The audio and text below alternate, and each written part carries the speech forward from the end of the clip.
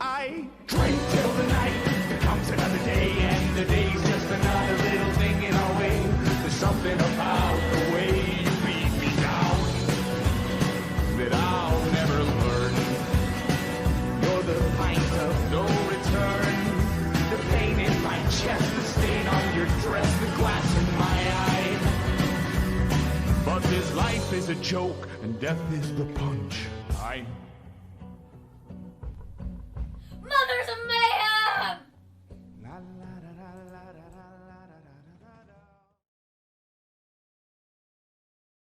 Well, hello, kids. Today we are doing an intimate chat with Mom.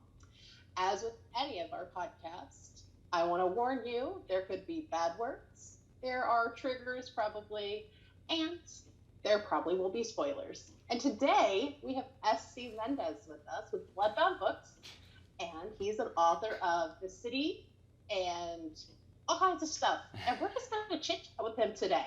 So welcome, SC. Thank you so much for having me, Christina. I'm very excited to be here.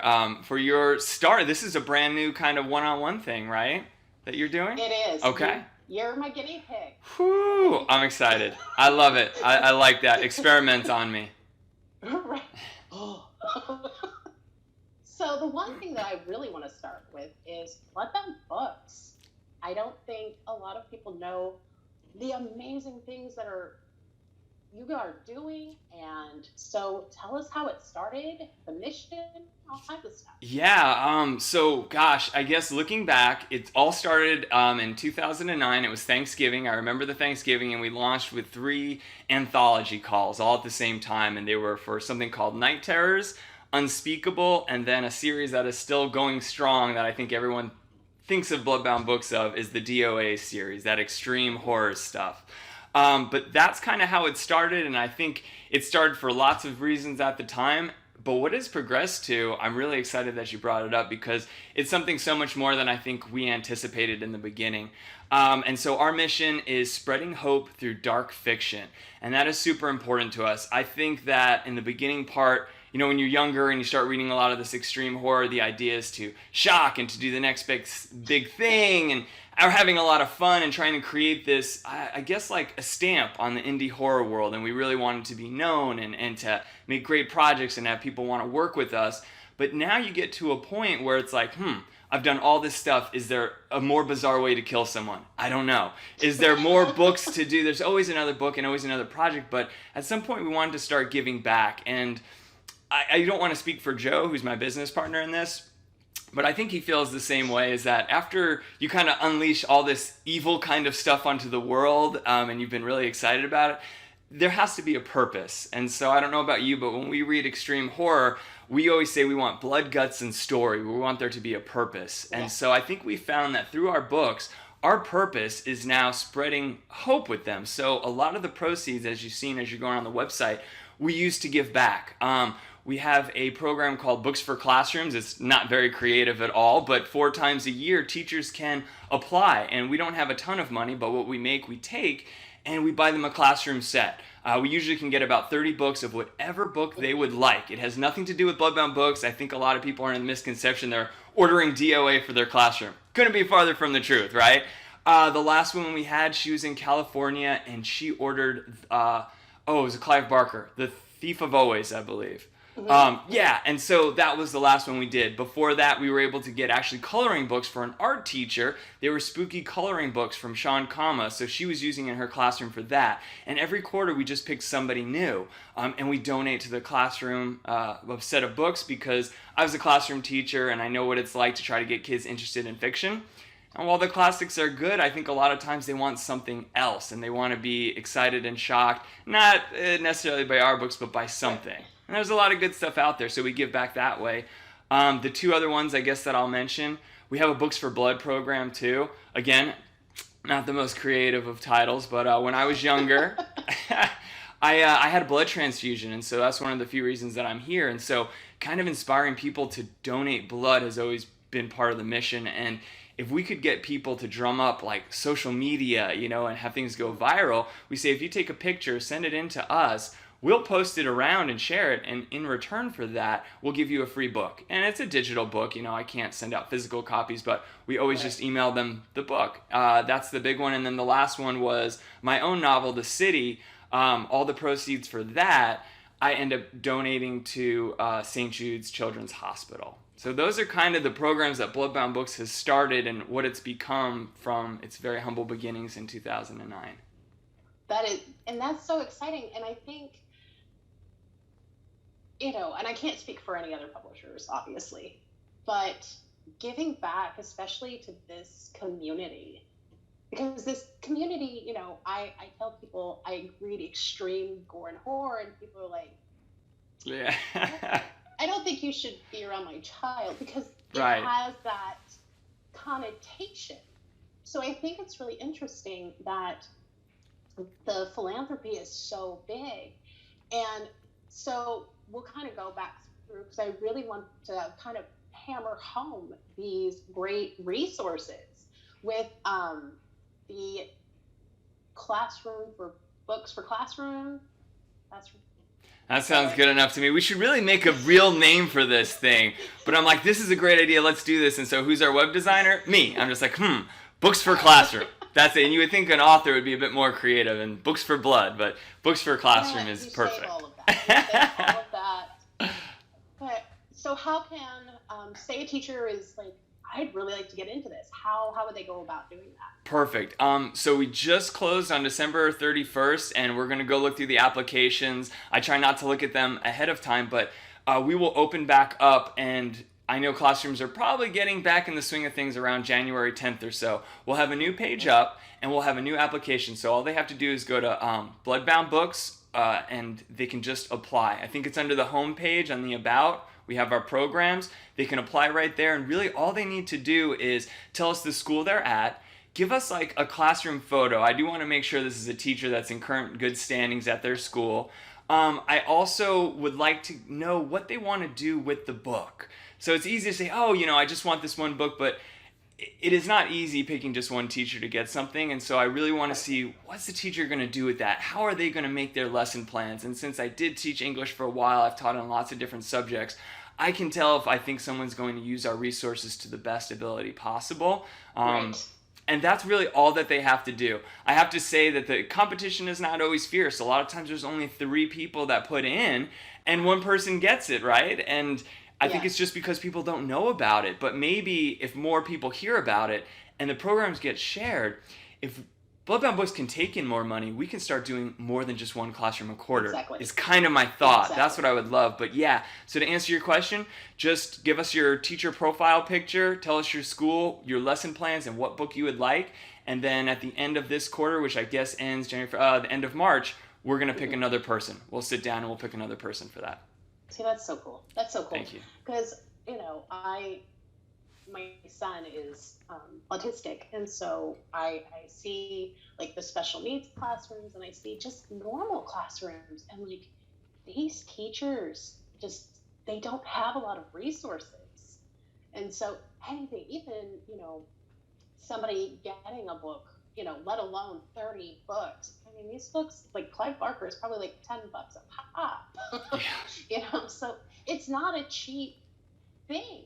So I think that that's an absolute amazing resource. And I did share it when you had posted it. I shared it because I was saw like, that. some of my teacher friends need to get in on this. Thank you. Yeah. And it's always, again, age appropriate. So that could be something as simple as Goosebumps. I can usually find somewhat decent deals on most things in bulk. So, it could be, like I said, any Goosebumps, Twilight Zones. Probably the most adult one we did was for high school, and it was The Long Walk. I said, hey, just clear this with your principal that this is going to be okay, because, one last thing, the teacher has to be okay with us using their pictures. Just get a couple kids to sign off like that we can share, because I think, again, getting the word out and seeing kids excited about seeing the book and how it's being used in the school helps it out. So if you say, I want these books, but I don't want to be on social media at all, it does kind of kill that ability to help out the next classroom. So I guess I should mention that. Also get somebody else excited. What if somebody wants to donate to this cause? Gosh, if someone wants to donate, they can just email us, contact us at Bloodbound Books, because if you have access access to a set, maybe you worked at a library, you have these old library sets, classrooms will take that because they'll take just about anything. If I can just be the middleman to help that out, I can organize that too. So anything that teachers want to do, reach out and maybe we can find something to make it happen. And what about financially? Like if somebody wants to financially help out? That would be perfect. On our website, and I think I have a spot, I will make sure that I send it to you. Maybe you can put it in the show notes. I had a button that said, is your bookshelf full? You don't need any new books, but you want to help out one of our cool programs. You can just donate to us. Basically, it's set up to a PayPal. And I have to make sure that that link is still somewhere very accessible. Maybe I should put it near the Books for Classroom page. That way, if someone just says, you know what, I can't really do much, I'm not a teacher, but here's $5, and you can actually tell me what program you want to put it towards. If you want it to go to the hospital, great, we'll put it towards the hospital that we give to St. Jude's. But if you would like it to go to the classrooms, I'll put that in the coffer, and then that's just more money that we can use to buy books with. So thank you for asking about that. No, I like to give money. It's my money. It's my husband's money. We will take it. There you go. Just throwing money. You get money. Let them eat it. Let it rain. Right? I'm like Oprah with my husband. It's money. Now with hopefully he never watches. I know, right? He's like, Bloodbound books, $200. Wait a second. You paid a credit card bill too, Dick. Damn it. So with the next one, the Books for Blood, the one thing that I liked about it is that it's not just a once a year thing. You can do this up to 4 times a year. Yeah. And really, I just need someone to submit their picture to us. I mean, everyone's taking selfies nowadays, so you can be on there, have your arm going, give us a quick picture, and then you can do it all on the website. You can upload the picture, and I do want to go up there and put maybe some new books. And it was just an automatic pick which book you'd like. And, some people are fervent fans. They have all of our stuff, so it's like, if you have the ones that I offered on this little Dropbox, just write us a message. Tell me what it is. It takes me a little while to process everything sometimes because it's mostly just me going through it. But I will eventually get you the story, and we can connect that way. So that's it. Just take a selfie, upload it again on our page. We have a spot where you can just upload the picture. Then, but do be aware that we'll do the same thing. We're going to say, hey, look at this awesome person. We don't have to share your name, but we're going to share the picture and say, hey, it's January. Blood banks are in need. Please, please, please donate and get a free book. So, that's how it can also be done online. Except for me, who almost passes out every time I see blood. Yeah. Nope. Can't do it. If you can encourage a friend, though, and they take a selfie, you guys can share the digital copy. Well, my husband does it for his, ERPs and the military and stuff, so I'll be like, take selfie. I'm going to have to meet your husband because now he's supporting Blood for Books. He's also donating to the classrooms. This guy is great. He is the best person. And I've never even met him. He doesn't even know. That's the best kind of support. It really is. And then with the St. Jude, all the proceeds go from the city. And I think that that's phenomenal. Now, is it the proceeds also from Godless? And I'm just curious on that one.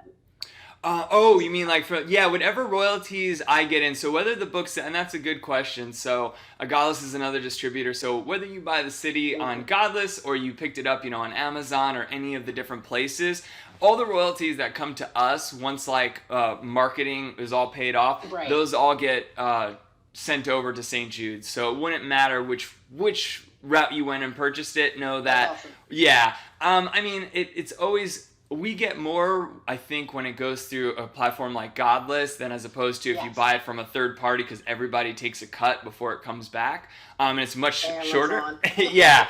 Amazon, basically, and all the different distributors. So, of course, that they can also, if they wanted to go straight to the source, we get the most if I just sign it for you and ship it directly to you. And they could always message me on Facebook, or they could go to our Etsy store, and I process all the orders from there. And then all that money goes to St. Jude's, and I'll mention it because it might be changing. No matter what, obviously, children are important to us. I think that's clear from all of our stuff that we do. I was a teacher, so being important in a child's life is the utmost to me. And I have a friend who actually is doing stuff with the Shriners Hospital, and I've been talking to him a lot. And this year I'm thinking, after some discussion with Joe, who's the other owner of Bloodbound Books, I think we might move, not that there's anything wrong with St. Jude's, but we might move over to a Shriners Hospital that's in our home state of Arizona, because I have more of a connection with the people there. And I think we could make like trips to the hospital. Maybe I could actually see some of the kids that they interact with, and maybe there's just more opportunity for growth there than with St. Jude's, that I don't have a connection as much. Right, and it's spreading the wealth around. Yeah. Picking a different charity is just, continuing on. Absolutely. So I think that, and I really wanted to hammer that home, because I think that's so selfless. First off, I think that, a lot of indie authors are like, we don't do this for money. Yeah. Because I'm assuming I'm not an indie author. I have no creativity in me. Not true. Everyone has a little. We just have to pull it out of you. I can draw SpongeBob. It's nobody else's business. That's about it. But yeah, I think that, getting that out, and I think it's a great thing. I think that it's extremely selfless. Oh, thank you. Kudos to you. I appreciate it. If for nothing else, if just people are buying the books to support that, even if they don't love extreme horror, we will always put up pictures, and you will always see to what you are helping support. So yes, giving back. And for authors that are listening, I have found that the more you help other people get to where you want to be, the more you are helped when that time comes. And charity is just this, it is eternal. The more you give, the more you tend to get. And so I appreciate you helping me spread that word. So thank you. And let's do this. I'm a person. Like, let's Oprah this. It's definitely true. Let others help Michael in the process of giving. He doesn't even know he does. Yep. Yeah. But, carrying on with the website, and, this website is phenomenal. There's so much on it. Like, I'm not kidding when I have like 4 pages of just notes on this website. And it's, especially right now, during the pandemic, we're having, a lot of people are having financial problems, and a lot of people are like, I can't afford to read. Maybe they don't have access to a library. I mean, libraries in rural, America are sometimes hard to come by. Yeah. But you have free content. We do. Found it. And it's not like Shoebox Challenge by Lucy Laitner. I don't think people realize how good this is. It's a great story. I read it. It's so good. It's so good. Because I think I IM'd you, and I was like, dude, this is great. Oh, yeah. So there's that. There's the Gross Out contest from KillerCon on there by Jay Wilborn, which I will read that man's grocery list. I love him. Isn't he so funny? He's so sweet. Like, he just seems like such a nice guy, and then he like writes some of this stuff, and they're just like, yeah. And it's so funny because everybody's so sweet. Like, everyone I've met is just so sweet, and then you read their stuff, and you're just like, is there something we need to talk about? Like, did you need help? Like, twice. And then you also have giveaways. There's 2 giveaways. Like, there's so much on this website. Like, right now, Lucy Laitner is having one that if you do a review for Outrage Level 10, get a $6, you're entered to win a $6 gift card from Godless. Yeah. Just for, like, reading it and reviewing it. Well, she had this very weird, that book was published twice in 2021. I don't know if you know the backstory a little bit on it. Okay. And I'm sure most people do, but it felt bad. It's like, we're getting this out there, and all the reviews got canned from when this book was supposedly taken off. So, yeah, and the reviews are huge. But, yeah, if anyone helps her out, that's all they have to do. Honest feedback, too. The reviews don't even have to be, I mean, I assume I think it's a good book. That's why I published it. But if it's just an honest review, that's all we want. Just want to build that review content. That's it. Yep. Just to get it back up, because especially on Amazon, it's like you've got to have 50 reviews in order to be like in a specific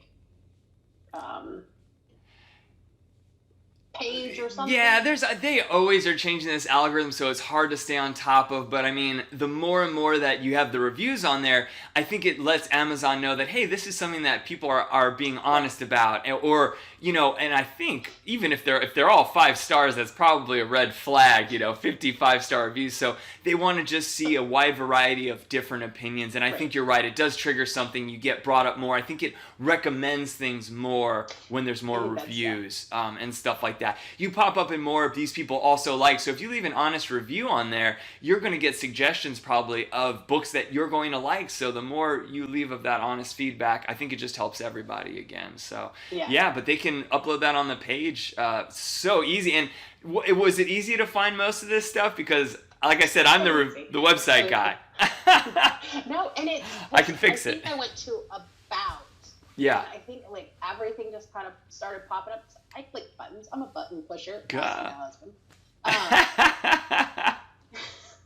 But I mean, and then with you, they review any petite mort that Nikki Noir does, and they are entered to win a signed copy of your new upcoming book, The Order of Eternal Sleep. And I think that's so cool. Correct. Because Nikki's stuff is, and correct me if I'm wrong here, I think it's like 50 cents on Godless right now. Yeah. It's like 50 cents, 99 cents, something like that. Head down to godless.com, check out any of them. It could be one that me and Nikki wrote together. It could be one that was all her. It's kind of like this collaborative brand that we've started and working with Drew on, and it's a lot of fun to do. And they are 50. I think the highest one is like 99 cents, and the 99-cent ones are like, they're still like Horrorgasm. They're still like novellas almost. They're almost like 20,000 words. Yeah. So it's a really great, and I think because this was something new that we were trying out, I really want the feedback on it. I need it from fans. It's not so much of I just want to see if my work is good. I want to see if this is what readers actually want. This weird off-the-brand or off-the-wall brand of occult mixed with some satire and dark comedy and social commentary that me and her are both seeing right now, right? It just like, I want to know if this is what people desire, but it's hard because I don't want to put it on Amazon. I think it's better for Godless, but Godless is still new. So I'm not sure if I'm not getting the reviews for that because it's so new, and like Bloodbound Books, people might not know about Godless, or that it's not what people are looking for. So yes, if you can give me that feedback, I am more than happy to enter them to win a signed copy of The Order of Eternal Sleep. And I have read the 3 that you and Nikki have done together, and then I have read quite a few of Nikki's alone. And they're so dark, but funny. Like, hashtag Dead Seal Challenge. Like, I'm in Alaska, so we have like seal and stuff here. And I was like, I'm not gonna eat that. And it's funny because the social commentary is something that's very big with extreme horror that I have noticed, because I'm an analyzing weirdo. I have to analyze everything, and I can promise you guys these are well worth it. Like the 50 cents, the 99 cents. Because I've read Horrorgasm, I've read Cucumbers and Comforters. Yeah. Read that one. That was not what you would think. Different, right? I think I had some injection in that one. I was like, there's a character that I want you to play around with, because we go back and forth all the time. I said, it's called a Kappa. I know there's a story here. I don't know what the hell to do with it. But it's about grabbing things out of people's asses, but I think we could make it sweet. Run with it. Tell me what you get, And she came back with this idea. I'm like, this is brilliant. You should do it. This is it. Yeah, so... The Sack Cutter, that's one of the newer ones. Yeah. And then Santa's Package, I have to say, I think Santa's Package is one of my favorites. I'm really glad to hear that. It's out there, and it's so perfect out there. Like, It's just, guys, seriously, go to Godless. Oh, Do that's it. great. I mean, it's well worth it. You're not going to be disappointed. That's And good. the price is perfect. So I was so curious about Santa's package because we've been really trying to mess with, or not mess with it, but experiment with dialogue. Do you ever watch like Quentin Tarantino movies? Some of the older ones like Reservoir Dogs. yep. I feel like the dialogue in that and Pulp Fiction is like amazing in the movie Clerks. And I think a lot of times we wanted to tell the story in like, it was almost like you were watching two people in Clerks, like for hashtag Dead Seal. You know, it's like Dante and Randall bickering back and forth about ridiculous stuff for part of it. And then we also did it for Santa's package, and I was like, I don't really know what a psychiatrist would say to a person having this delusion. Right. But we tested it out and just did a lot of dialogue, so I'm really glad to hear that it worked for you. Yeah, so definitely pick that up. And you can win free stuff. So Yeah. I feel like it's a win-win, you know? Can't go wrong. And then, for the lovers of the Drew Steppick, you know, one of the reasons why Marian and I found each other, you can get his entire audiobook, Knuckle Supper, for free to listen to on the website. Like, oh yeah. just push buttons. Plethora of awesome. Like, and that's, I think, especially if you're not sure if you like audiobooks. I love audiobooks. So I can't talk about how many I have on my Audible account. I can get in trouble for that, especially if he hears it. The husband's listening. Oh, buddy. But, you know, if you're not sure, here's a free one. You know, give it a shot. And it's true. So, you know.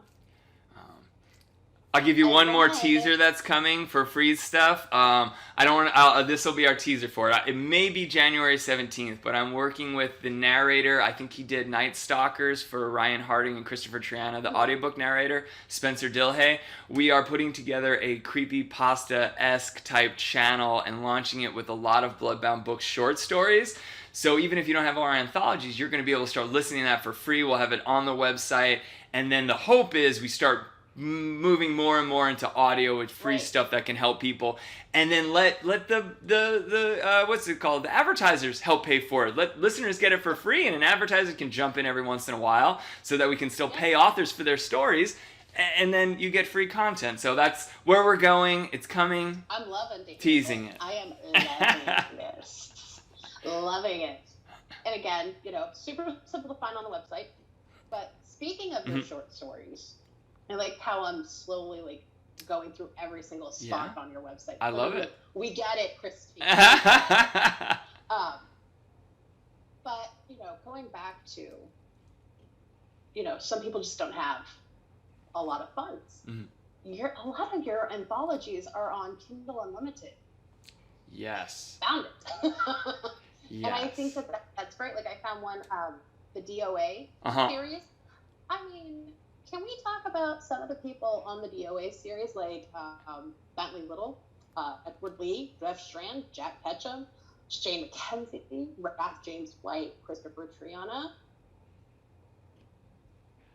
Yeah. With Kindle Unlimited, like, those are huge names in, you know, extreme horror especially. Yeah, I think we will always keep our anthologies as much as possible on Kindle Unlimited, because I think that gives readers an awesome opportunity to test out these new authors, maybe new to them, right? They've been around for a long time, we've been around for a long time, but it's new to them, and then they're like, okay, now I'll take the chance on buying their book. So I think anthologies are still so important to authors, and so as the publisher, I don't want to make those like limited to just our website. So yeah, I'm glad that you recognize that it's there for everyone. So all of our anthologies, go on there, read them, find great people, read them for free basically on Amazon, and then come back and grab the books. Because there's a lot of times that Kindle Unlimited are like, you can get 3 months for 99 cents. Well, just wait for that and then go and find them. Yeah, exactly. There's 2 on this. Yep. And, I mean, that one's got Ronald, Kelly, you, Nikki, Chad, and Christopher Triana again. Like, again, these are especially if you're kind of like dipping your toes in. And I say dipping your toes in, but I've read some stuff by you guys, and I'm not really sure. If you're ready to go in the deep end really fast, Yes. maybe that's the way to put it. Because, I say dip your toes in, and I don't think that's right. I think, yeah, that people should know, we've become this extreme horror publisher, but that was almost secondary. If we ever go back and talk about like the evolution of Bloodbound books, I don't think we originally meant for that to happen, but we do have, like, there's all these anthologies, our Night Terrors, not extreme at all. A lot of our novels too are not extreme, but I think those other ones really stand out. So again, if they are shy about not dipping their toes in the water, but getting their face blasted off basically with Bentley Little's The Machine or something from John Skip and DOA, they could just, check out some of the more mainstream stuff that we do too. Yeah, because, and that's something else leading in perfectly. We're really good at this leading in stuff. We're unconnected. We're already, and I'm really sorry already that he cut the connection as soon as I pressed. Your horror shop, it has everything, like all kinds of books. And interestingly, the sun is like really weird. Oh. It starts at like $25 for a Raph James White signed copy for $25.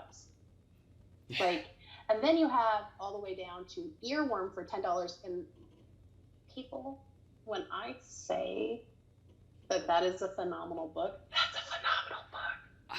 I had so much goddamn fun with that book, and it's $10. That book is one of my all-time favorites. I don't know what happened that it didn't just take off, right? I will be doing another giveaway probably next month to try to garner some reviews for that. I hope that people that listen, maybe we'll do some kind of push when this is released. I'll drop it down for 99 cents. Just tell me when this is going out, and let's do something like that, because people need to get to know Aaron Thomas Milstead. That book is phenomenal, and I'm glad you connected with it. And some people are going to crucify me for this, and that's their business. That's okay. You want to do what you want to do. I write in my books. I highlight, I underline, and that poor book, once I got a hold of it, because there's so many funny things in it, and it's just like, it's phenomenal. And I was surprised, because a lot of times I go in and I don't want to know anything about the book. I want to go in and just be completely surprised. And that book, there's just so much. It's hard to encapsulate it, right? It really is, because there's so much going on in it, but it's not overdone, which some books are. Mm. But everything is seamless, and you feel so bad for this character, just shitty day after shitty day. Yeah, just going downhill into, that's kind of a lot like Santa's Package, and I wonder if that's why you enjoyed it. So for those who maybe don't know the plot, this guy gets an earworm, basically something is talking to him, he's hearing voices, but he doesn't know if it's real. There's this voice tells it it's a parasite, right, from another planet basically, and that it's living inside of him now, and we have a mission to do, and you have to follow what I'm saying. It's like, oh my gosh. But he also was diagnosed with this brain issue, and one of the side effects could be hallucination. And so without even thinking, because it's been years in between that, Santa's Package was actually a lot kind of like that too. Am I really going crazy, or is something talking to me? And then the whole thing is just peppered throughout with this mission he goes on, and pop culture references and dark humor again. And I think it has a really heartwarming kind of ending at the close, and I think that's what I like from books nowadays. I don't need everyone dead in a pile of gore and vomit. I kind of sometimes want, I want a different type of ending, and so I think Earworm allowed us to play with those kind of themes. It's kind of sci-fi-ish. I don't even know if it's horror, to be honest. It's more like sci-fi and fantasy and humor, right? Oh, definitely. I think there's a couple gore parts. Yeah. But it has because one of my favorite tropes is the unreliable narrator. I want to question all the way through it. Is this person? And I want that. And a lot of people don't. They don't like the ambiguity. And I'm like, well, if you want to read Nicholas Sparks, have fun. I need some unreliable narrator. Yes. And I think that's really what got me is, well, that, and I love pop culture references. I think that's fun because I can be like, you can nerd out over things. Me too. Right? So just so you guys know, it's like $10. I'm telling you, it's worth every penny. It's a spectacular. I think that, as a publisher, you knocked that one out of the park, picking that one up, because thank you. It's special. It was one of my faves for the Oh, year. good. I'm so glad. And then, let's see here. I've got notes. Okay. Notes on notes. And notes on notes. Oh my God. You should see my poor notebooks. It's ridiculous. You also have an Etsy store, which is really cool. And there's like really great like little birthday cards and signed copies and coloring books. Yeah, so I grabbed this one. So we have body art. Yes. This was so wild. Yeah, you've read the book, right? I can't remember if I sent you that art. Not yet. Okay. No. Well, this just retells. I'll try to pick I'll do a nod safe for TV since we already gave warnings. But it basically retells the story on the bottom of body art.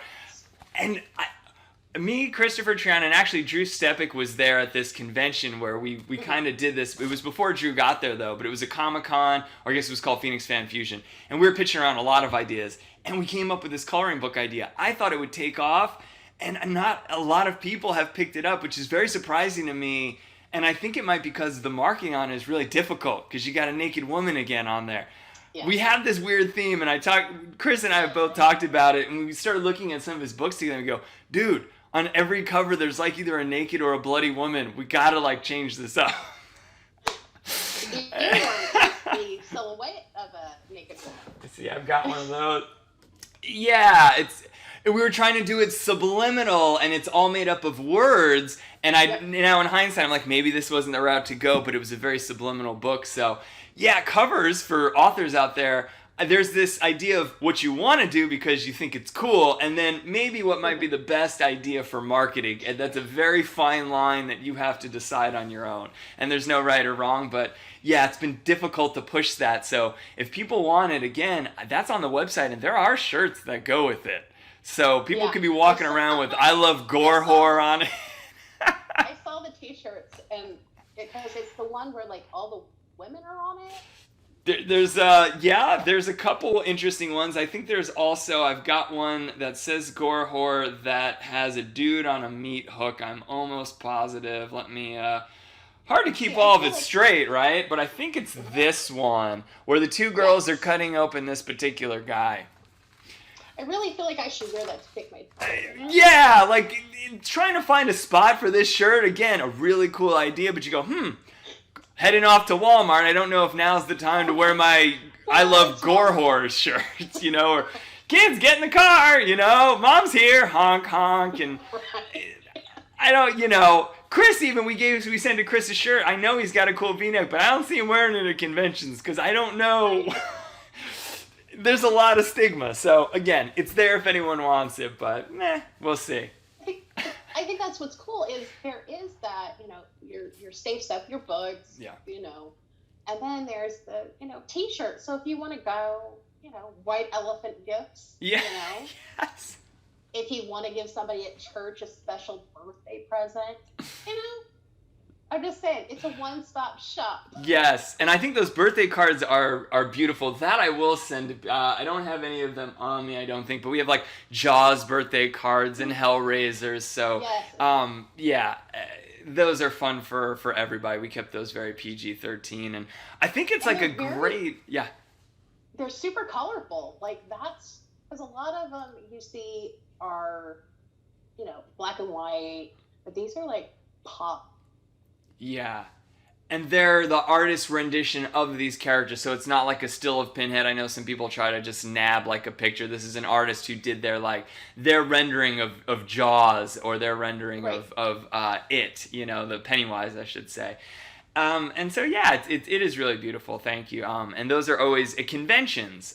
Those are usually a huge thing. People love the cards, and it's really nice to see them. Different. Yeah. They're different. And you always know someone who likes one of them. Yeah. And y'all know someone who has a birthday, so there's no reason why those shouldn't be going like hotcakes, right? Right? Everybody has a birthday. Up to and including us. This so is true. Remember. So and I found something on the website, and I clicked on it, and of course I clicked on it like 15 times because I was like, maybe it's me and my fat finger. It's not working. But Christopher Triana, does he have a new one coming out called Fine Evening in Hell? Oh my goodness, you do have good fingers. They're not fat. They didn't go anywhere because that link hasn't been done yet. But I'll do this. I have. Many people just go to the link, go to the website, and you find all kinds of stuff. This is a hardcover that's not quite ready yet. In fact, like I have his picture on the other side. I want it back, and I'm doing a couple things, but. When this is ready, there will be a pre-order up. So it's a Fine Evening in Hell. It is not extreme horror because much like me, I think there's a lot to Chris that people tend to forget, and he does other stuff. And so we went completely different type of cover, and this is basically this is like a thriller, almost like a crime thriller. I'll give it away pretty quickly, just a little bit. The teaser is... There's this woman who's on the verge of a divorce, and she is kind of looking for some excitement, but she gets a little more than she bargained for. And while looking for some private time with this younger man she's been dating, they kind of park at an abandoned warehouse, not realizing that inside, 2 criminals who have just completed a major heist are hiding out. And just like I like to do, and in those Quentin Tarantino things, right, where it just snowballs, you have a regular day, and then... Before she knows it, Heather is in a fine evening from hell, and she is with these criminals, driving them across state lines, and is to get back to her kid, because she's married, right, and has a child. She will do basically whatever it takes to get through this, and to get back to her child. And one thing that Chris is great at, yet again, I don't know if you've read They All Died Screaming, but taking villains and showing you their story. It's so easy to write a bad guy and to have them just be the bad guy. It really messes with you when you can identify with the bad guy to a point, being in dire straits, trying to justify that bad thing that you did that wasn't as bad as these other people, though. And it makes you question who's a villain and why. And he does it all very nicely, and he does it in now a crime suspense rather than a horror book. And so you did find it. I'm so glad you found it. We were messing around with the pre-order for like around mid to late January, but it really depends. I like the book to be good, and I don't like cutting anything too close, so it might just eventually go up for a February 15th release. We'll see, but everyone stay tuned, and I'll make sure to share that around. So good job sleuthing. I like that. I am. People say I'm like the FBI. I find you. That's good. I mean, and it's because I kept clicking, and I was like, I haven't, because there's this one lady, and she's on my Facebook. She's in books before Tara. Oh yeah. I do not want to butcher her name, but she is a Triana fanatic, and I'm like, did I find something before she did? So there was like 2 others I think I teased her with because I know what a big fan she was, and they've been teased before as like the Ivory Dealer and Hell is Full of Palm Trees. So they were in the listings for books coming from him, and we had to redo some stuff because one of the cool things about working with authors closely is we make suggestions, and if I think like maybe something could be enhanced or the author wants to take a look through them, because I think he wrote a lot of these a long time ago and is now like going through all the manuscripts with us. And there was like, you know what, let's put this on pause. A Fine Evening is ready. And those ones will be done when they're done. And I think Tara heard that message. She's like, oh my gosh. And then it was like a teaser because it didn't happen. And then all of a sudden, this book that no one knows about is suddenly going to drop. And I didn't tease it at all until now.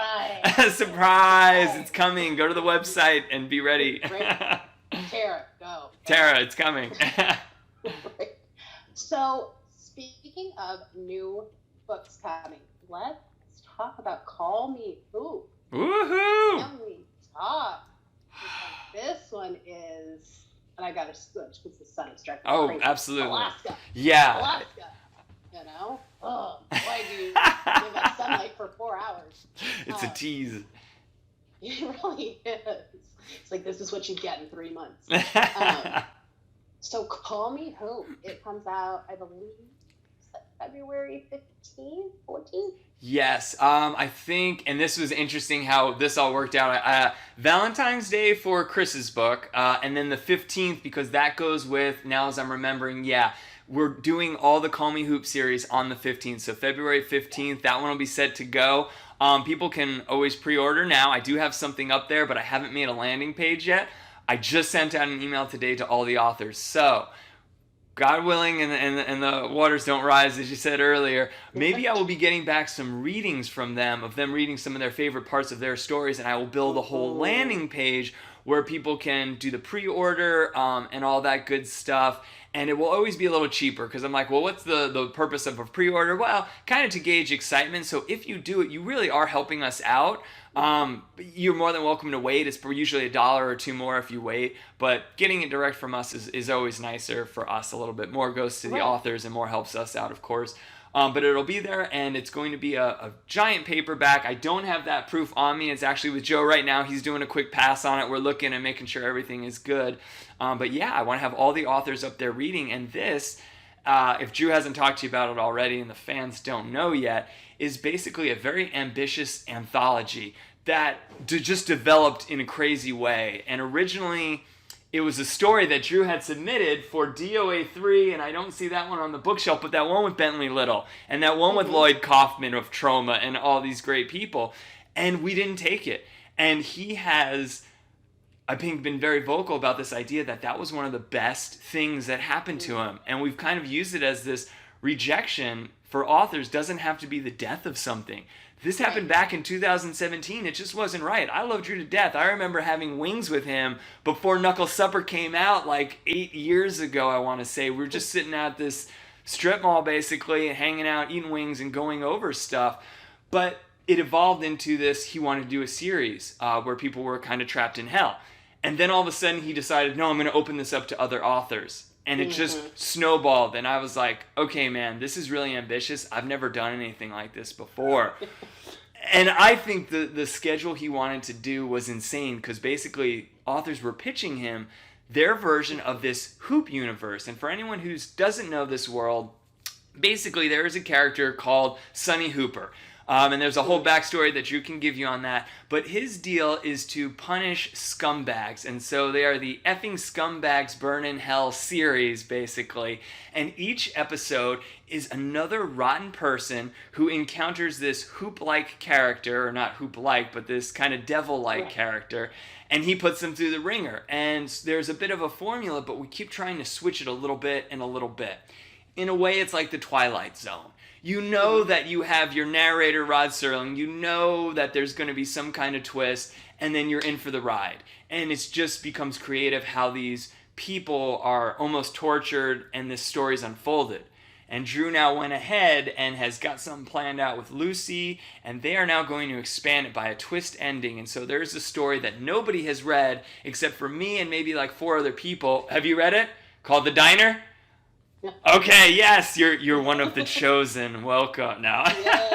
Everyone will see it soon enough, but it is now ties everything up that there is more to this story than just torturing people who go to hell, quote unquote. There's a bigger plot to it. And so that will be unleashed to the public in the anthology Call Me Hoop, which is all of season 1. You get all the stories from start to finish, plus the closing epilogue, all in one print book. Yep. And I saw that, and I pre-ordered the same day that it came out. Because have to have that. Fantastic. Because the series is phenomenal, and there's so many different authors. There's, Lucas, which his story, and he and I have talked about this, his story was the worst for me because I don't like eyeballs. Oh. No. Yeah, yeah. Eyeballs and blood. I'm the biggest wuss bag on the planet. So you've seen like the famous director, was it Fulci? With every scene is like something going into their eye and the movie's not. No? Okay, I'm going to send you those links. Oh, thank you. No, I saw the one that, who did that? Salvador Dali. Unchien something. Oh, okay. And it's his French, and there's like Yes. a cut, and I'm like, It's black and white, and it's going into the eye. I have Salvador Dali. I love Salvador Dali. But no, sir. No. And then Lewis Kelly is in it. He actually had one of my top books of the year. Really? Awesome. Yeah. The Hunger, one of my favorites of the year. Lucy Leitner, I feel like Lucy is looking for me because she talks about women of she talks about the fatties. Okay, let's just talk about it. Like, I can admit it. So, like, I read that, and now I have to look over my shoulder, like, am I going to get run over? Oh, are you one of the Karens? I'm afraid I'm one of those ones, Karen, looking for. Oh, right. Today is the day. So, you know. That's so I always funny. let my kids go out first into the road. I'm just too I know the scene you're talking about. Yes. Oh, my gosh. Yeah. That's technique. Every single one of them was so good. Like, the trap house cracked me up. The whole thing, because, like, and I told Drew, there's a scene where the main character, who you just hate him, he gets his card declined at a store, and everyone's laughing at him. Look, I've been through that when I was younger. Like, that affected me. I was like, don't you laugh at me. And then I was like, damn you, Drew. But that's what's so fun, is there are times where you kind of feel for the bad guy. And that kind of makes you question your sanity. Yeah. But that I think is what maybe we forget, and maybe it's an extreme horror, but I felt really strange. I fielded some odd questions that, you know, maybe you have insight on this, but people are like, that character was so terrible, and I was so offended by it, and why did he do this? I was like, it was a bad guy. You weren't supposed to like them. Like, they were bad on purpose. And then I also think, though, that if you're seeing something, like you said, where you identify with the villain, it doesn't mean that you're all bad. There's like aspects of you, right, that maybe you want to work on, and this aspect really talk to you. That's kind of that cathartic aspect of horror that's so good, right? You get to see the way that person reacted in a way you'll hopefully never do, right? But you understand them for a second, and I think that helps you grow. And that's what people who are worried about this blood and guts don't always get about horror, and why it's important, and why I guess I don't see a difference between me loving this heartwarming earworm and then this blood and guts, or wanting to help children, but by the same token publish the horrible stuff and call me Hoop, right? Like, there's the horrible stories in there. But yeah, so I'm glad that people are starting to recognize it, and I honestly thought that Hoop would get old, that formula, and it didn't. It sounds like you felt the same way, that it didn't drag, because that was a concern that I had a bit. Oh, good. Because every single author had something different to say about him, and about his backstory, and about, you know, who he was. And yeah, I love cathartic novels. Like, Lindsay Crook had one called Manic Christmas, and I was like, God, I hate Christmas. I really need this. Like, I need to see other people get, like, killed. And I think that because, you know, as you know, we all think horrible thoughts at one time, and I think having something like Hoop and these characters, they kind of make us, you know what, I'm not so bad. I'm not such a bad person. You know, and I think that goes for extreme horror in general. But Hoop, man, that guy, it's good. He's an interesting fella. Yeah. Interesting. But the one book that I really want to talk about that is coming out is Flipping. Woo! I'm super excited for that. This is like a brand new project. Okay, so this is something that I'll give one of my things on charity. So obviously a part of our Bloodbound books is just, that's a mission of it. But obviously, people don't know that first about us. I think there's a fine line, and I talked about with Drew and some other people, of like doing a charitable anthology. I see a lot happen, and it almost seems like the whole idea is this excitement and raising some money, but then you hand over the money and nothing's ever really done after that. It's not really a component of it. And sometimes I think it's for the publicity. And that's not anyone in particular, but I almost told myself, you know what, I never want to do just one of these things. I want my lifestyle and the company to be about charity. I don't want one of these flash in the pan, charitable projects. Nothing against them, it was my own personal thing. And then, of course, an author that I worked with a long time ago, Mark Synow, who I had known, he did a Horror for Good anthology years ago, back in 2012, and we met at KillerCon, I think it was 2012 also, and he pitched this idea, and we hadn't worked with him in a while, and he said, hey, I'd really like to do a charitable anthology. Do you want to do it? And I'm like, I just don't know. We're taking on this new project. And Joe is supporting a local organization called Read Better, Be Better. So for short, RBBB, which is interesting because most people shorten us to BBB, right? Right. And their whole thing is promoting childhood literacy. And when I was reading the mission statement, I didn't even really know this about Joe. It was just something he did on the side, I was like, oh my gosh, this is actually a fantastic program. And maybe there's something that we could meld with the Books for Classrooms program. And so I actually got in touch with them. And again, with charities, you can't always do that. You don't get to talk to the CEO of, some of these major corporations, or I guess you should say 501s. And so they were like, you guys want to do a charitable anthology to help support us? And I was like, yes, I do. And so we picked Read Better, Be Better as our charity. And Mark Synow, who lives in New Orleans, picked Hager's House.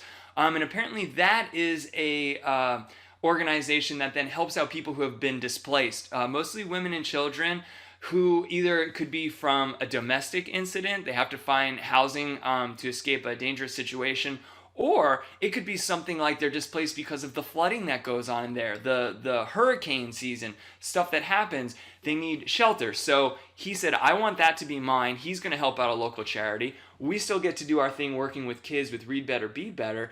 And I said, okay, let's do this thing. Let's do it. Drew is actually making the cover as we speak, so that'll be nice. Teased out, fingers crossed, within the next 2 weeks. We will also have a Kickstarter. So hopefully I didn't accidentally leave a link up for that and you found that one too soon on the website. Yes. I'm getting it set up. So we are going to launch an IndieGoGo to try to help cover this. We have some amazing authors on the list. So we've got people like Neil Gaiman is going to be on it. Our mainstay with Christopher Triana again will be there. Keelan Patrick Burke, who he did Sour Candy, which I absolutely loved, and read that and just started to fall in love with all of his stuff. He also, I think, is doing something of his has been being turned into a TV show that's got something to do with John Carpenter and something called Night Terrors. Look that up, Google it, maybe that's for fans to look at, but it was super exciting. So he's going to be there. We have Joe Kaplan, Max Booth III, who just had his movie come out for We Need to Do Something. So just a lot of cool people. Some are first timers that I've worked with, and some are, ones that I've worked with for years that I'm very excited about. And we are basically doing the IndieGoGo to get as much money as possible to pay the authors for their contributions. I know the majority of them have either donated a story or some have taken a reduced rate in the hope that we'd pay off all the production costs first and then be able to start splitting the money for charity. So on this IndieGoGo, you'll have the opportunity to pre-order, either the paperback of Blood Bank or the Kindle, but then there's going to have all these tiers where, hey, you know what? If you spend a certain amount, and we're still working out what that looks like, not only will all three of us sign the paperback anthology, but we'll also give you a credit in the acknowledgement section, right? So when we thank people, like, you donated enough that we really appreciate what you did. That'll be in there. I'll have a section where you can buy all of the greeting cards, right, that we were talking about. We'll have a section where it's greeting cards and our specialty bookmarks. I'll have one that will be probably all the anthologies that I've either edited myself or books that I've done. I will sign them, personalize them with the idea that everything you buy first is going to pay off the production costs, and then Right. they're going to be split between the charities. And the idea is that every quarter, we don't want this to be a one and done. We're keeping in Right. touch with them. So every quarter, we're going to redonate whatever we've made that quarter for sales, and it will That's go on awesome. for 5 years. So we got the rights to do this story, keep it in print for 5 years. So every quarter for 5 years, it's going that way. At the end, I mean, the authors can resell their stories. They can do whatever they want. But at the end of Right. that book will go out of print. And that will be the end of it. And so, yeah, if everyone could get on there when it drops, and hopefully, again, within the next week or two. I have a very busy January now that I'm You talking are. to you. Oh my gosh. Wowza. I'm so happy that we're talking. Yeah. Nice. This will be great. Oh, the sun's shifting again. Oh my God. You're making me look like a jackass. Oh, I do that all on my own. But with IndieGoGo, is there going to be a place where they can just donate money? Yeah, and that's one of the things. I'll either have the link back to our PayPal thing where they could just donate, or I think on IndieGoGo, what I'm realizing is they have to have like a quote-unquote item. I didn't see a donation button, so like I could put $5 just to the cause. But I think you would have to do $5 then. And in which case, if that's it and I can't have them just pick the amount they want, I'll probably have a link to our PayPal again and add Blood Bank as one of our options that you could say, I want to donate any amount of money, and instead of, the Shriners Hospital or Books for Blood or the Classroom, it'll just be Blood Bank. Yeah. And that sounds awesome. And I don't know exactly how, because I literally just threw this at SC today. Okay. But Mothers of Mayhem will want to get involved. And if not Mothers of Mayhem, at least me. Literacy is a huge thing to me because, again, my son is autistic, so he is behind grade level.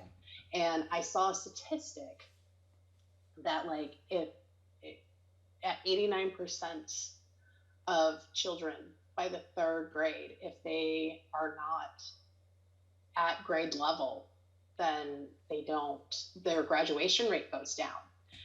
And so literacy is a huge thing. Like, you can see my books behind me, but what you don't see is the 2 completely full bookcases for my children who are 7 and 5. Like, it's not like they're reading chapter books yet. Right. By God, we have them. And we donate to the school every year, whatever class my children are in. We do 5 books at Christmas for each child in their class. Wow, that's because beautiful. we want to make sure that, number one, they at least have a gift, and number 2, by God, you're going to learn to read if you're on my watch. Yeah.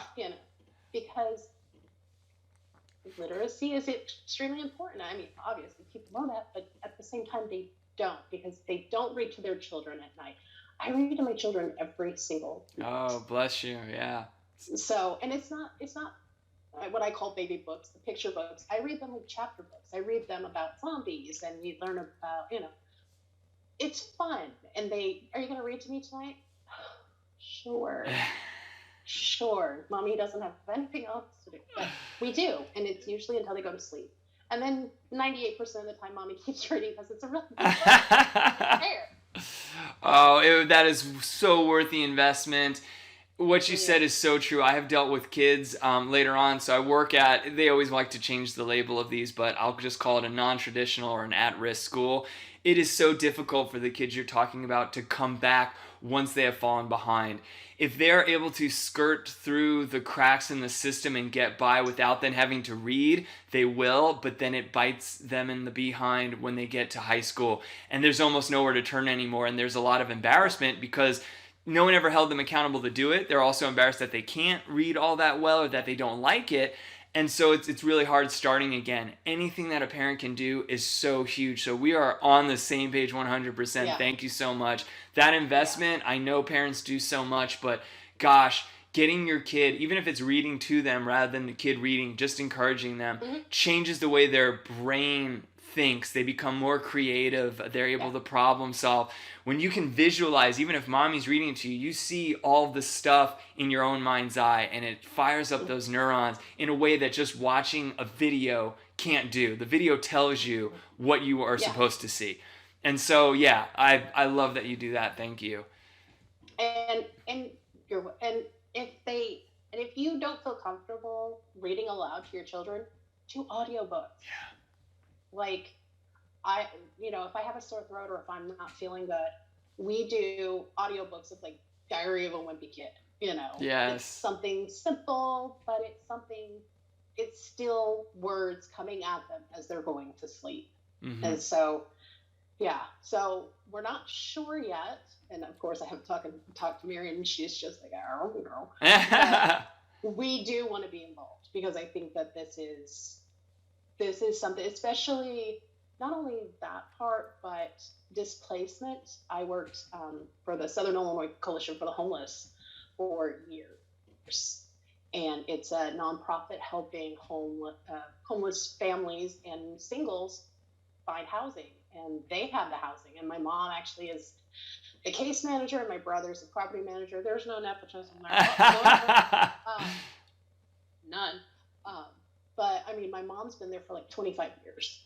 So it's both of them are very close to me. Oh, then this is perfect. It doesn't matter. Whatever you guys want to do, we will make it work, and we'll find something cool.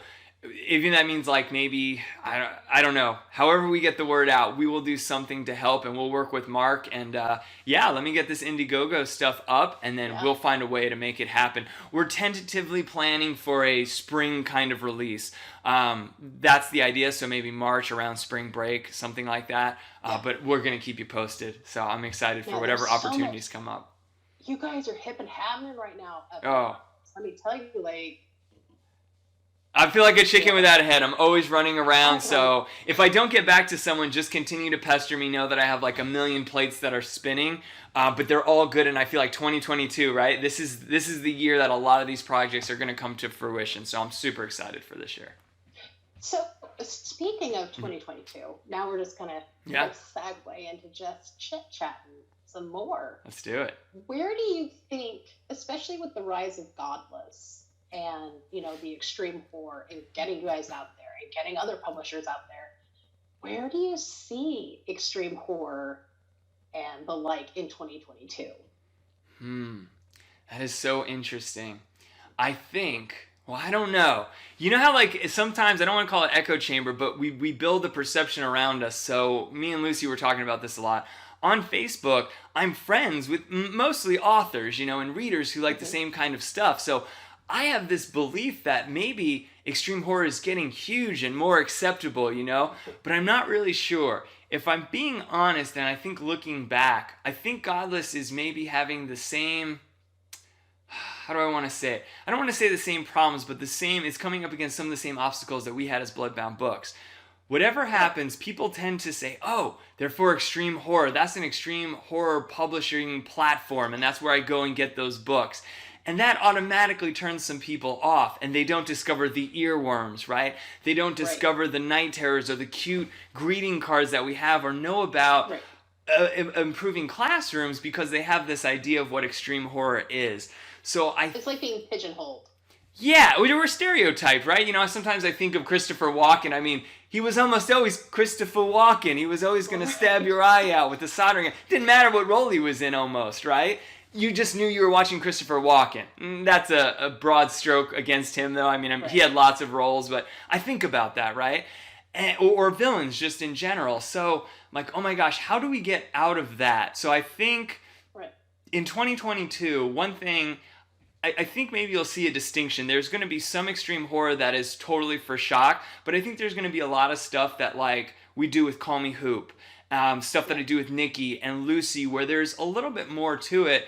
I think the best thing we can do is getting out like this and being vocal. I don't know that we've always done that in the past. I haven't always been comfortable about doing the podcast and sharing these other parts of me, especially since I was a teacher in the past, and to talk about all this was very nerve-wracking. I didn't want to, lose out on all the good stuff I did for kids, or have, that question of maybe you shouldn't be in front of children. Right. The whole, Yeah. The idea of, you're a bad person if you read this, and you're like, but, then there's people who read romance, and you're like, but that's what you think life is all about? Yeah. There's bad people in the world. Oh, yeah. Killers in the world. There's... Without a doubt. So... This stuff is real. And so I don't know, it's finding that line of, is it really going to go mainstream? I don't think it ever will. What I think will end up happening, and I think, I'm hoping at least, people like us and you doing all this, there'll be that line, you've read Jack Ketchum. He was somebody who always was so good about walking that line. And an interesting story, just something for Jack, who's also Dallas, a lot of authors will know him as Dallas Mayer. He was supposed to be in DOA 3 with an original. Before what went in there with Ed Lee was there, he was very sick at the time.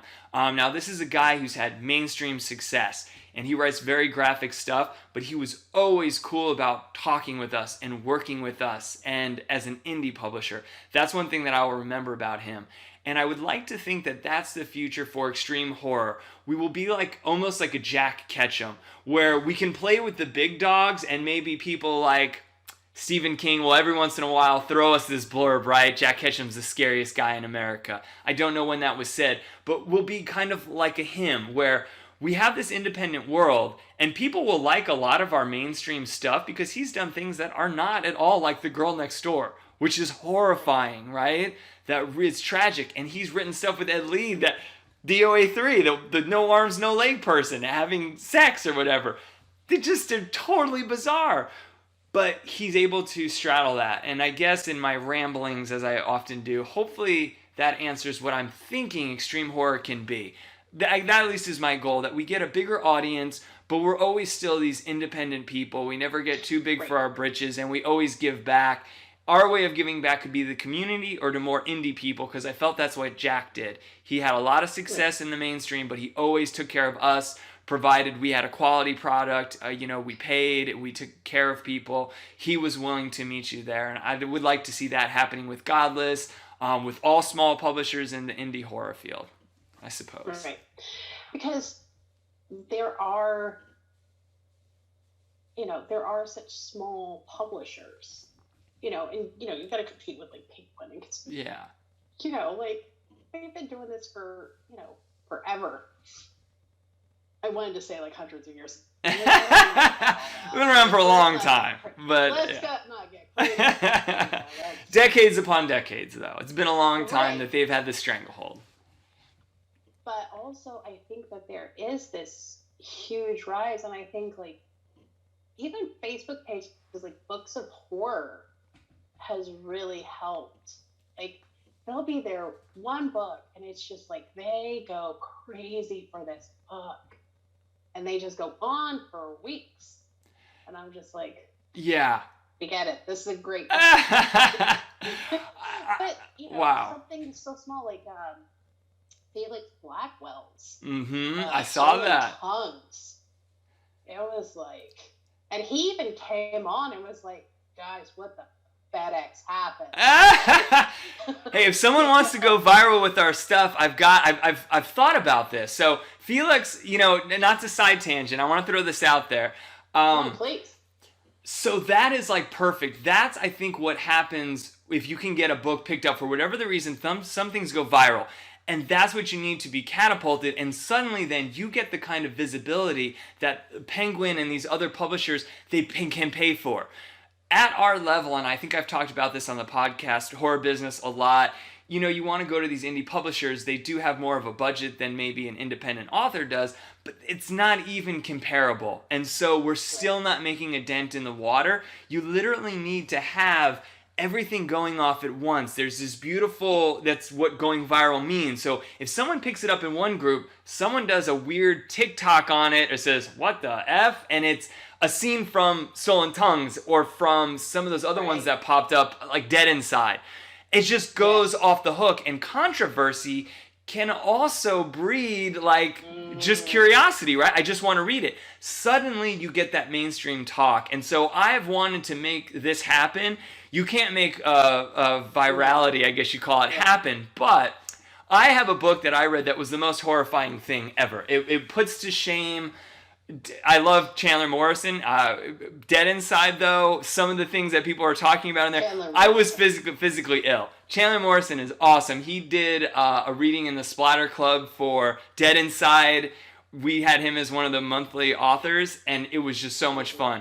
I worked with him in Welcome to the Splatter Club Volume 1.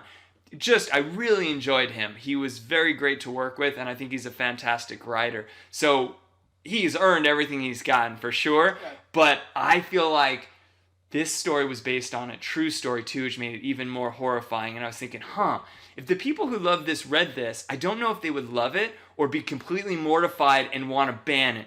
But either way, I think it would get some publicity.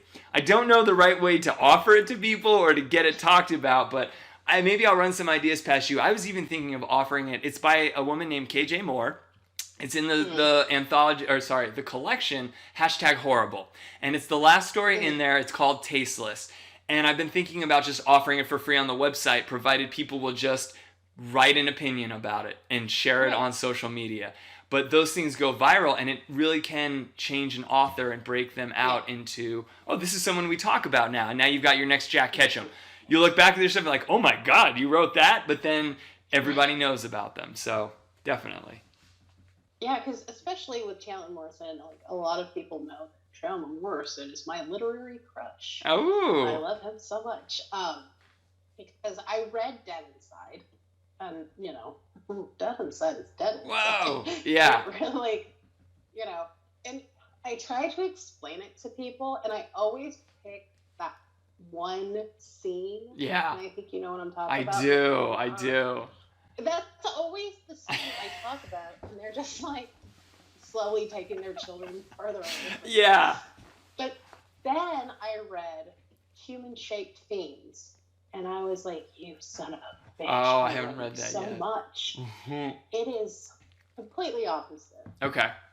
It's completely him stripped down, meta. It's very, and I think it's like the idea of being pigeonholed. Like, he's known for Dead Inside, but that's not who he is. So you're known for extreme horror, but that's not all that you are.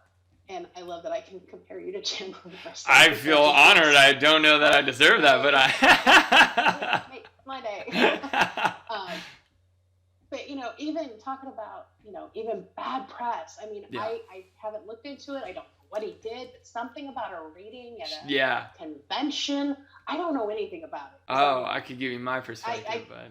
I was like, I can't do any more than I already Yeah. Like, restraining order is already in the mail. Careful, Chandler. Right. I'm going to allow I'm super lazy. But it is that idea. Like, one small thing can make a complete viral difference. Because I've seen The Dead Inside. I saw Womb by Dustin Yes. Elfman. He also was a book of the month for us in Splatter Club. Yeah. He is that. I don't know. Maybe I should read Nicholas Sparks. Maybe that will help me. But you're right. All it takes is one, and even seeing a bad review, like, I hated this book, it's terrible.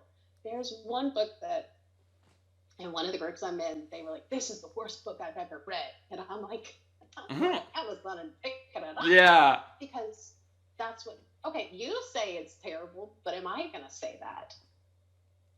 Exactly. So I think that's an interesting way. But I'm hoping, this is my hope, that 2022 is the year of extreme. That's what I'm hoping. I'm down for it. I love it. But I also like earworm. Like, give me more of that. I love that kind of stuff. I think that because I read literally everything. I read literary fiction. I read, middle grade. I read YA. I read extreme horror. I read everything. And I think, not rom-com. I don't have time for that. Yeah. But, oh my God. Now, com-rom, we can talk. But, I think, I don't know, that's my hope. And I think that's what Marian and I really want to get across is there's so much more out there than in, Stephen King, blah, blah, blah. Right. The big one. But life isn't all Stephen King, like, especially Elevation. Yeah. But, and think about... Stephen King has some, when I really think about it, and I didn't, like the ending of It. There's some crazy things that go on. Like Stephen King has out there stuff, but we don't seem to bat an eye when, like, you know, people said there's like a child orgy thing at the end of It. I'm like, well, kind of, yeah, I guess there is. Stephen King wrote that. That wasn't in the movie. I'm like, well, this is a book, right? And he's done all these really bad, not bad, but you know, like you said, graphic stuff. So how come he's not got that title, you know? So I guess people just need to get used to it. I wonder, and maybe this is a tangent we can go off on for a little bit, but I'm almost concerned about the idea of coining this term extreme horror and having a label. In fact, maybe I'll give you and Mariam a project to do.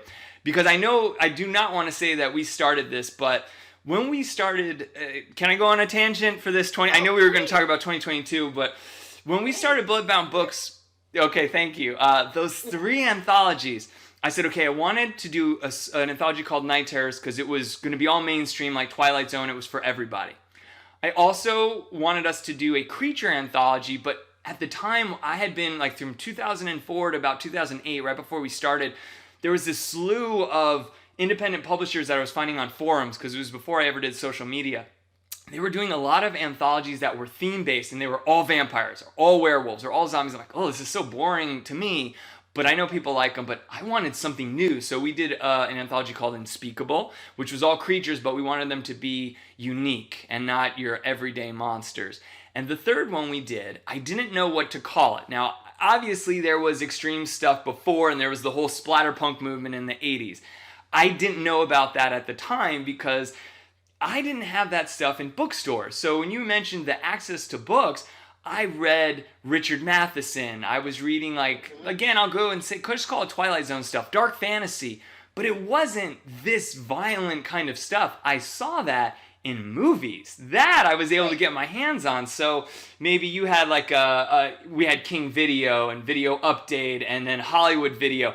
I could go in there and see trauma movies, like people's heads exploding. I'm like, dude, we're gonna rent this today. And we could just rent these. And even my buddy in high school, his girlfriend worked at Hollywood Video. So I would get these. And when 2009 rolled around, I said, you know what, dude? I want to have a book that's like these B movies that are just blood, boobs, and beasts. And like, let's do this. Let's make some extreme horror anthology. So that's what DOA was. I don't know if it was always called extreme horror before then. I don't know if it was called Splatterpunk or what it was called. So if you have any idea, and obviously it was, again, always talked about, but I didn't know. I saw Clockwork Orange before I knew it was a book. And then American Psycho, same thing. So I felt ridiculous. I'm like, wait, that's a book? This is violent. This is great. We need more stuff like that. And so that's how I came to know extreme horror. And Joe says, oh yeah, I think we kind of termed that because it was Splatterpunk all in the 80s. But again, I don't know. I almost wonder, though, if that was a very, I don't want to say a bad move, but in hindsight, did we start that pigeonholing back then? And now Chris Triana, he was in DOA too. And sometimes he's like, man, I do more than just that, you know? Right. Did we accidentally pigeonhole ourselves? So I'm almost wondering, and I'd like your opinion, do authors stop saying extreme horror because they don't want to miss out on the bigger market and just say, I do visceral dark fiction? Or do they really want to hone it in 2022 and go overboard and say, yes, this is what I do. I want to promote this and elevate this genre. So what do you think on that? That is actually, and I'm going to go back to, there's Chris Miller. Mm-hmm. He did Shattered Skies, which was on my top 10 of the year. And he did Cerberus Rising, and Exploitation. He had talked about, he made a post that he doesn't want to be known just for that. And I think, you know, again, with Chandler Morrison, he doesn't want to be known just for that. And I think, especially, you know, words do have power. And I think I think you're right, extreme horror is definitely a pigeonhole. And, you know, because I'm the type of person, I want to see different sides of an author. I want to see the crazy, I want to see the gory, and then I want to see, you know, something like Rain Havoc. Yeah. You know, Rain Havoc is known for kill stream. and the sock. Casey's Vengeance. And then she put out Lost Soul, and it was stunning, but it had absolutely nothing of that extreme horror that we know of her. And I think she was a little worried putting that out, because she's known for that. And I'm a very odd reader, and I will preface that so much that I want all the difference. I don't want just one note, I guess. But again, that's a personal thing. Like, I love spoilers. I'm a weirdo. Like, you can tell me every thing in a book. Yes. And I will still buy it. Like, movies, don't care. Spoil it. I'm going to watch it or read it anyway. Right. I'm a weirdo. Everybody else. All right, that might be a little extent. That might be a little weird. but I don't like surprises, and I get very anxietal. So that's probably why, because I'm crazy. I don't like it. But then there's certain books that I'll read, and I know that something bad's coming, and I'll even like Wikipedia, and I'm like, tell me what's going to happen, and then it still happens, and I'm still like, this is the saddest book I've ever read. Monday's Not Coming is one of those books. It's so sad, but it's not extreme horror like we know. It's based off of a true story. So, but I think as readers, maybe we should I think that that's an interesting bring up, is that maybe we should do we want to label someone extreme, or do we want to just say they write horror, or they write, Marian, in the first episode, she asked me to explain a book. And I was like, I'm really bad at classifications, because I might see it as, splatterpunk, and somebody else doesn't. I might see it as horror, and somebody else doesn't. And I'm just like, it's a book with words. Like, yeah. It's a dead tree with carvings. That's what I see. So I think that's kind of an interesting question, that especially as readers and even authors, where do we go? And then, splitting it into subgenres, are we taking away from the bigger picture of the book? Because, there's so many subgenres. And like cosmic horror, I don't flipping know. Yeah. It's just, no, I think you're right. I think in 2022, maybe we should, question ourselves. There you go. Question things. This would be mostly for authors, because a reader, I feel like they're going to have their perspective on what they like. But I do think authors should think about how they want to brand themselves, and be aware what comes with it, I suppose, and maybe again, the word for 2022 is also balance. I think it's having that balance that you can do so much that you're not just known for one thing. It will make it much more difficult to break out later. But yeah. So I don't know, but that is a very good questions that everyone can ponder over 2022. And I'm excited to see what does happen, because I feel like I've been in this genre for a long time now, right? Like, this is 13, 14 years. And we've always seemed like the black sheep. So I'm interested to see what shakes things up when they find out that the extreme horror publisher that they all come to know is helping out with the, Shriners hospitals and saving lives and children's literacy. Right. It will flip them on their heads, and hopefully it does show that this is not just me. I'm not actually that special, but all these people are people who have these facets to them as well. And they feel the same thing. Like you said, we all get these bad ideas. It doesn't make us bad or not good or anything like that. So yeah, I'm really excited to see what 2022 brings. That's fantastic. What's so funny is I didn't really find that I liked this genre until I was in books of horror, and I think Drew had posted about Godless, and like the books were cheap, and I was like, I like cheap. Yeah, try it out. So I was like, I'll give it a shot. I'm doing a cross country. We drove from San Antonio, Texas to Seattle. Whew. I would not do that with 2 children. Oh, even harder.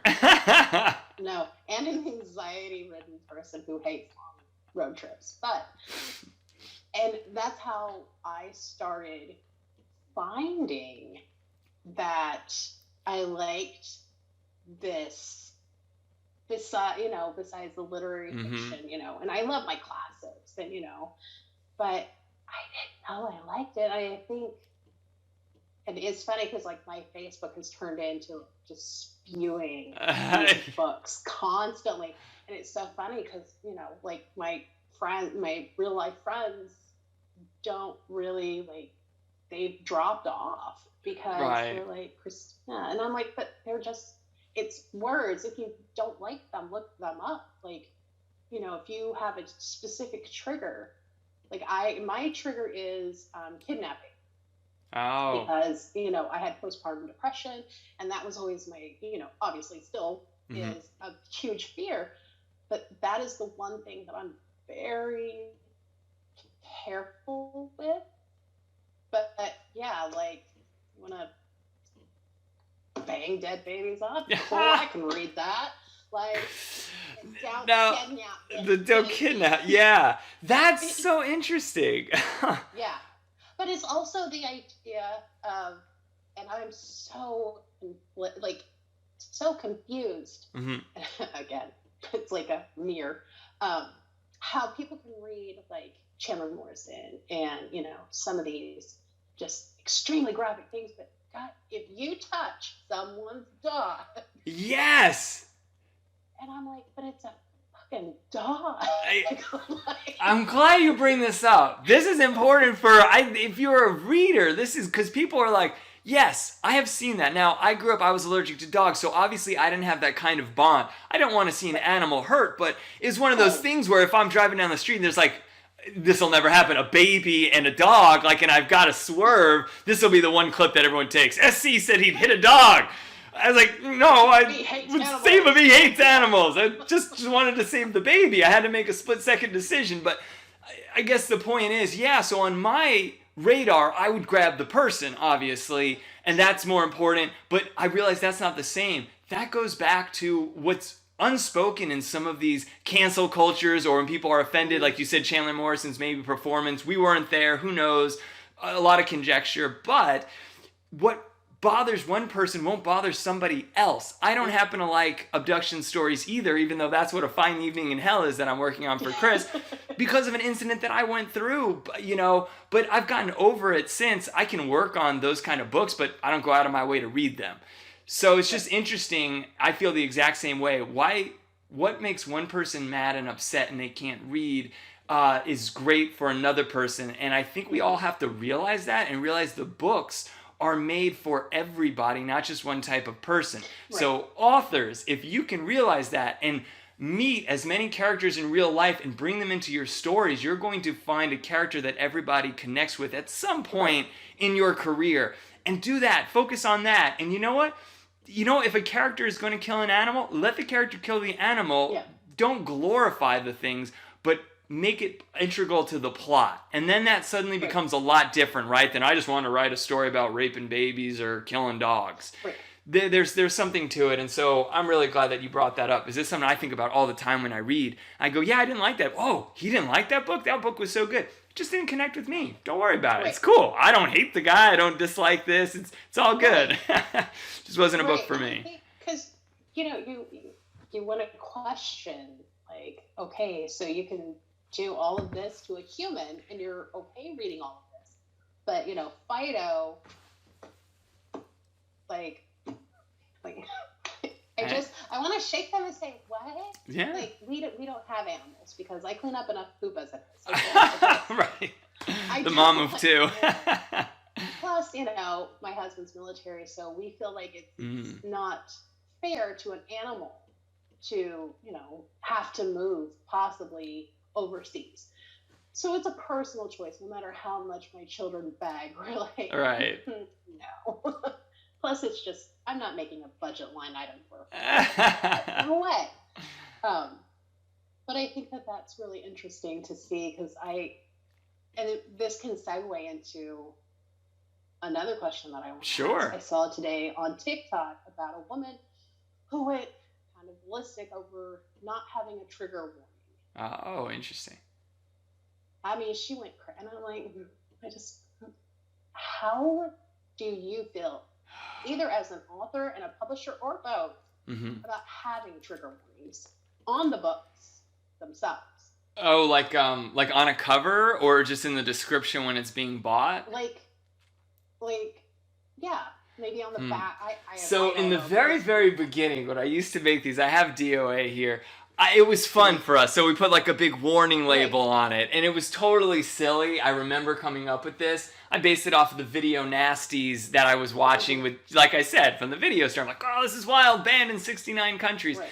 So the warnings that I started off with were for shock value because I had just learned from watching other people that sold, and that was fun to do.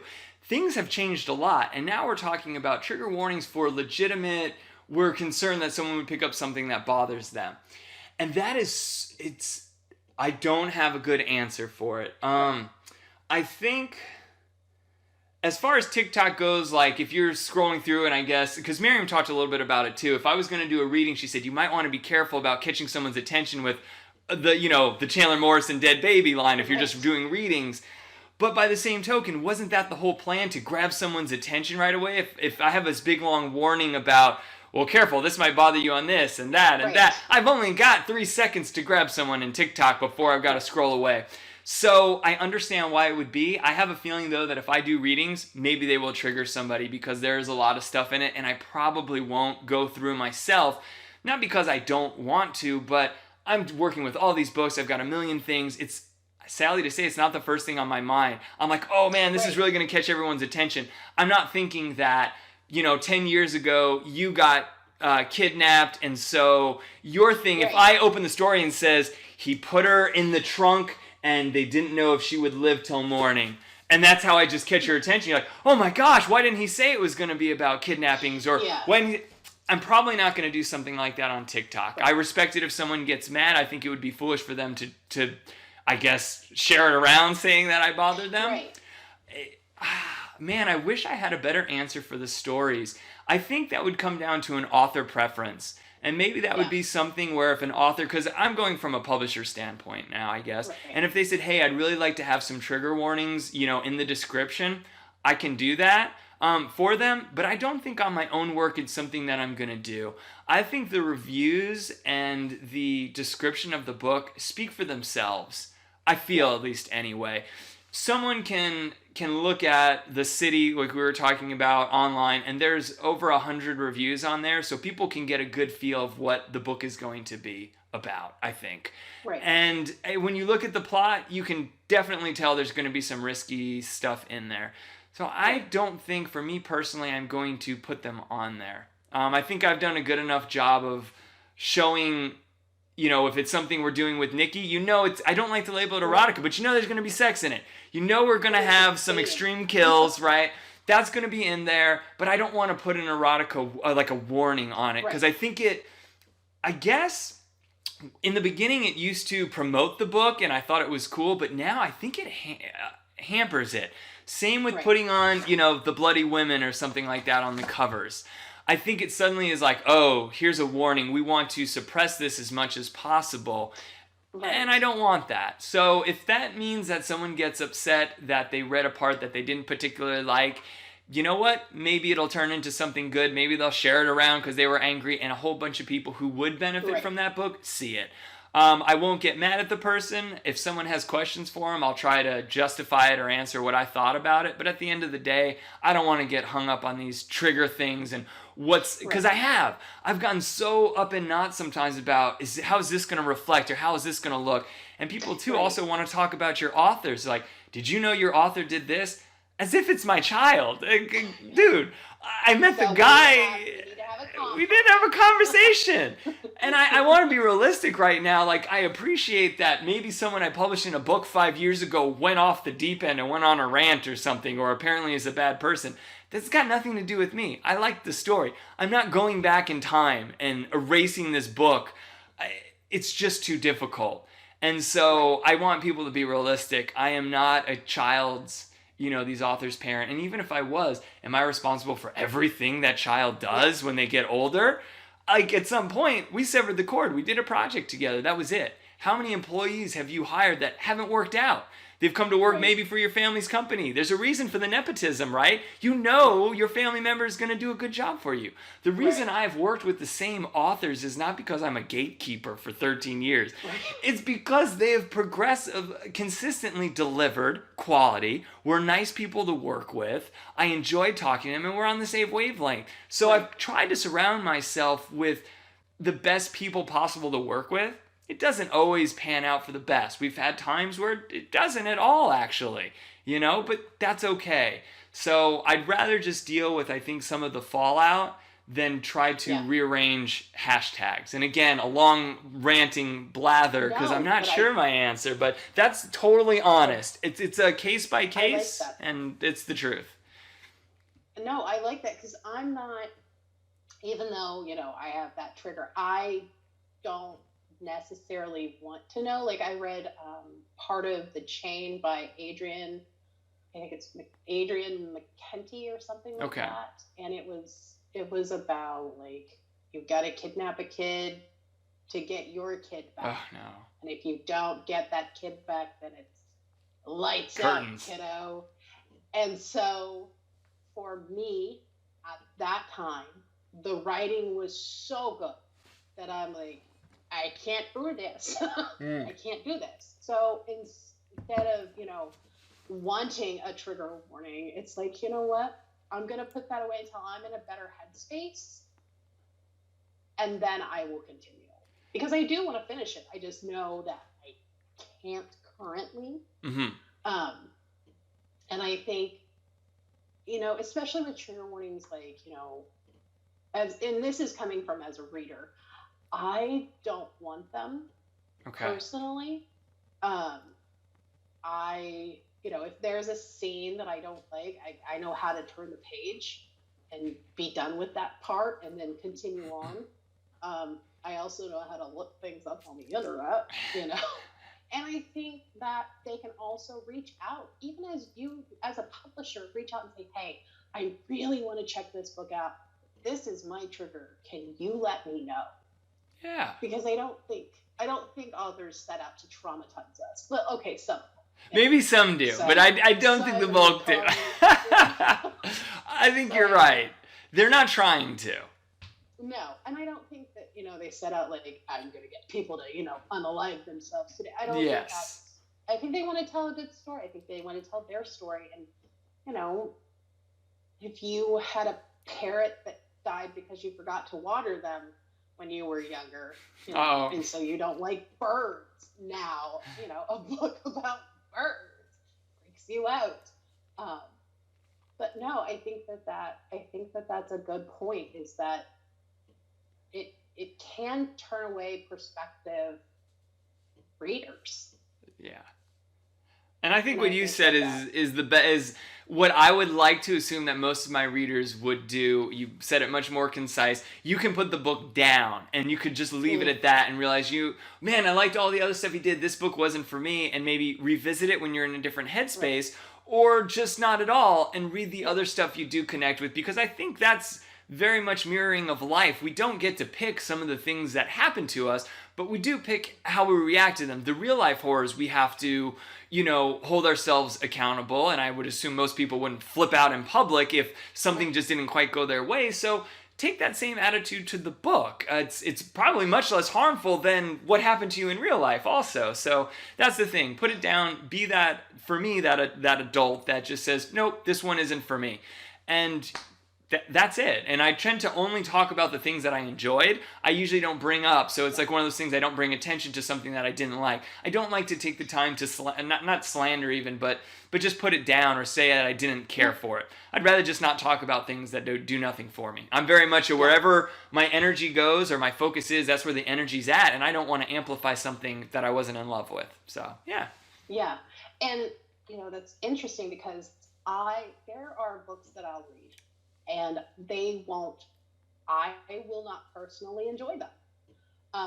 But I would never, like, with my reviews, because I do written reviews, You would never know, because I'm not going to be like, this book is horseshit, because that's not being productive. That's not being productive in my mindset, or or even with the author. If it's a 1 to 2 star review, I'm just not going to review it. Right. Because, unless you're William Johnstone and you did trigger warning, then I'm going to. Because that was terrible. And that's okay. He's a big name and I think he's dead. So okay. But even if I'm reading an anthology and there's a story in there that I'm like, I don't like the story. You know what? I'm going to find something. I'm going to find pacing, characters. Yeah. I'm going to find something positive, because what I don't like, you might love. And I think that and there was a thread on one of the sites, I don't really know which one it is, that it was like the worst book, And it was like they were taking and trashing these authors. Oh my gosh. They didn't know, like, the authors were in the same Facebook group. Oh no. And it's like, oh my God. What are we doing here? And I think that as readers and even reviewers, we have to be careful, because they do see this. So, okay, I didn't like it, but that doesn't mean that you're not going to love it. Right. So let me tell you what I like to try to get you to read it anyway, and then give me your feedback. I don't know. That's my good. soapbox. I'm like, don't talk shit about my friends. Oh, yeah, I get that. So here's another theme for 2022. Again, a blanket statement. I don't know that everyone needs it, but I think what you brought up is a good point. I think authors, again, will just call it having thicker skin. Now, yes, it would be nice if everyone could do that. At least find something good they liked in it, or not, because, it wasn't for me, but it did have a great character arc, but I wasn't too interested in this aspect of it. But if authors want to, I don't want to say lurk in these groups, but be in these groups, like, something happens too when you become more successful and people actually start reading it. So this idea of going viral and everyone read Felix's Stolen Tongues, not everyone liked it. And so if Felix is going to continue to be in that book, in that group, he's got to be okay with knowing that there are going to be people who says, I don't understand what all the hype was. That book sucked. I actually didn't read it, but I know all about it practically because it was all talked about, right? Everyone talked about it. So you suddenly have to realize not everyone is going to love your stuff. And so now you have to be prepared too. You can't get upset that you got a bad review or that people are talking about you. Because if you talk about these big names that we all say we want to be like, it is very difficult to know that all day long people are probably either in love with or absolutely hate Stephen King. He gets talked about a lot in that group as well, right? Books of horror. Yes. But Stephen King isn't hanging out in it wondering if his book is getting a good review. We still are as the little guys, and I guess that's important. So authors, with, I don't want to quote the great power comes great responsibility, but if you get known, you are going to be equally liked and disliked, and that is a very hard thing to come to terms with. And even myself, I'll scroll through and I go, oh, that's one of mine. I go, oh, they didn't like it at all. That's okay. And I just keep scrolling back through. I'm like, okay, that sucks, but it's all right. And that's it. I see, again, it's from a reader. I don't write. That's not my thing. I write reviews. So pretty much I just regurgitate your guys' words and I throw in a couple, F-bombs. And that's it. But I'll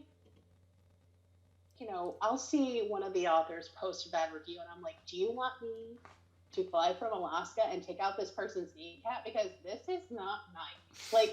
And I don't know how they can separate that. Thank you for the feedback that you called me a douche canoe. And there's some that I just ignore because, yes, I heard that something went on like that. I'm like, oh, I don't want to get involved. I can't imagine, because as a fan, you almost become territorial over your favorite authors. You do. You're like, say something again. Do it. I will call your mother.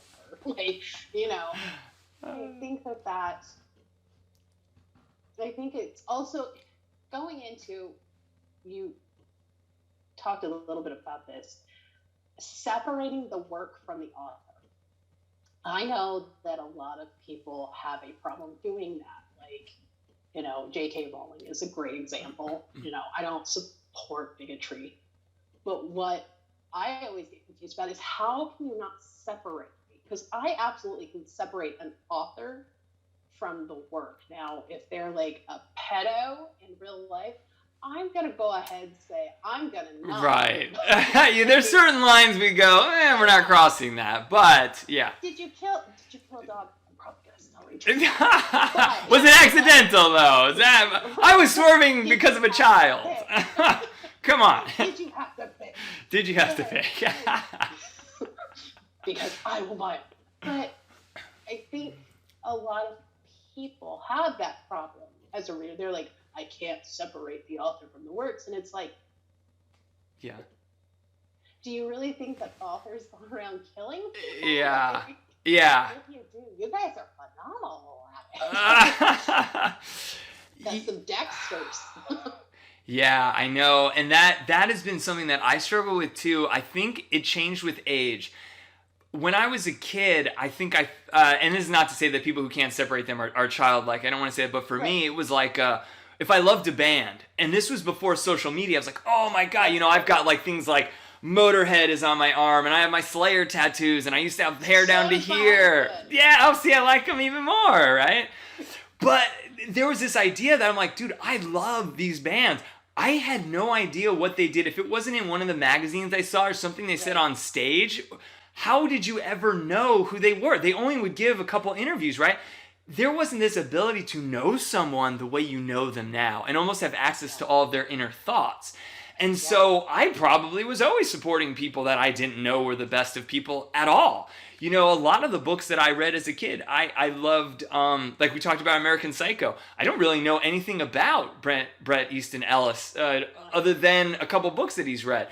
So I guess I was very much, I love this person. I started saying, I love these actors and I love these. And even just recently, from watching actors in their personal life, I go, wow, maybe I don't like them. Maybe I don't even want to watch their work anymore. And I went to almost the other side. I was like, oh, I can't support them. But I thought, no. There is something. So even though I might not like XYZ, the work, whether it's her Harry Potter stuff or whether it's some movie that affected me, I used to love Robert De Niro, and then sometimes they talk about some of these issues that are potent in society, and I'm like, what happened to you? You seem so much more powerful. I mean, it's almost embarrassing. You get up on TV and swear like this and say this or that about this governor or this president, and I've seen it on all the sides. And it just like, it made me think a lot. I was like, wait a second. The work that you did in this book or this movie or this band impacted me at that point in my life. And a lot of the music, I don't listen to Slayer really all that much anymore, but the tattoos are forever, right?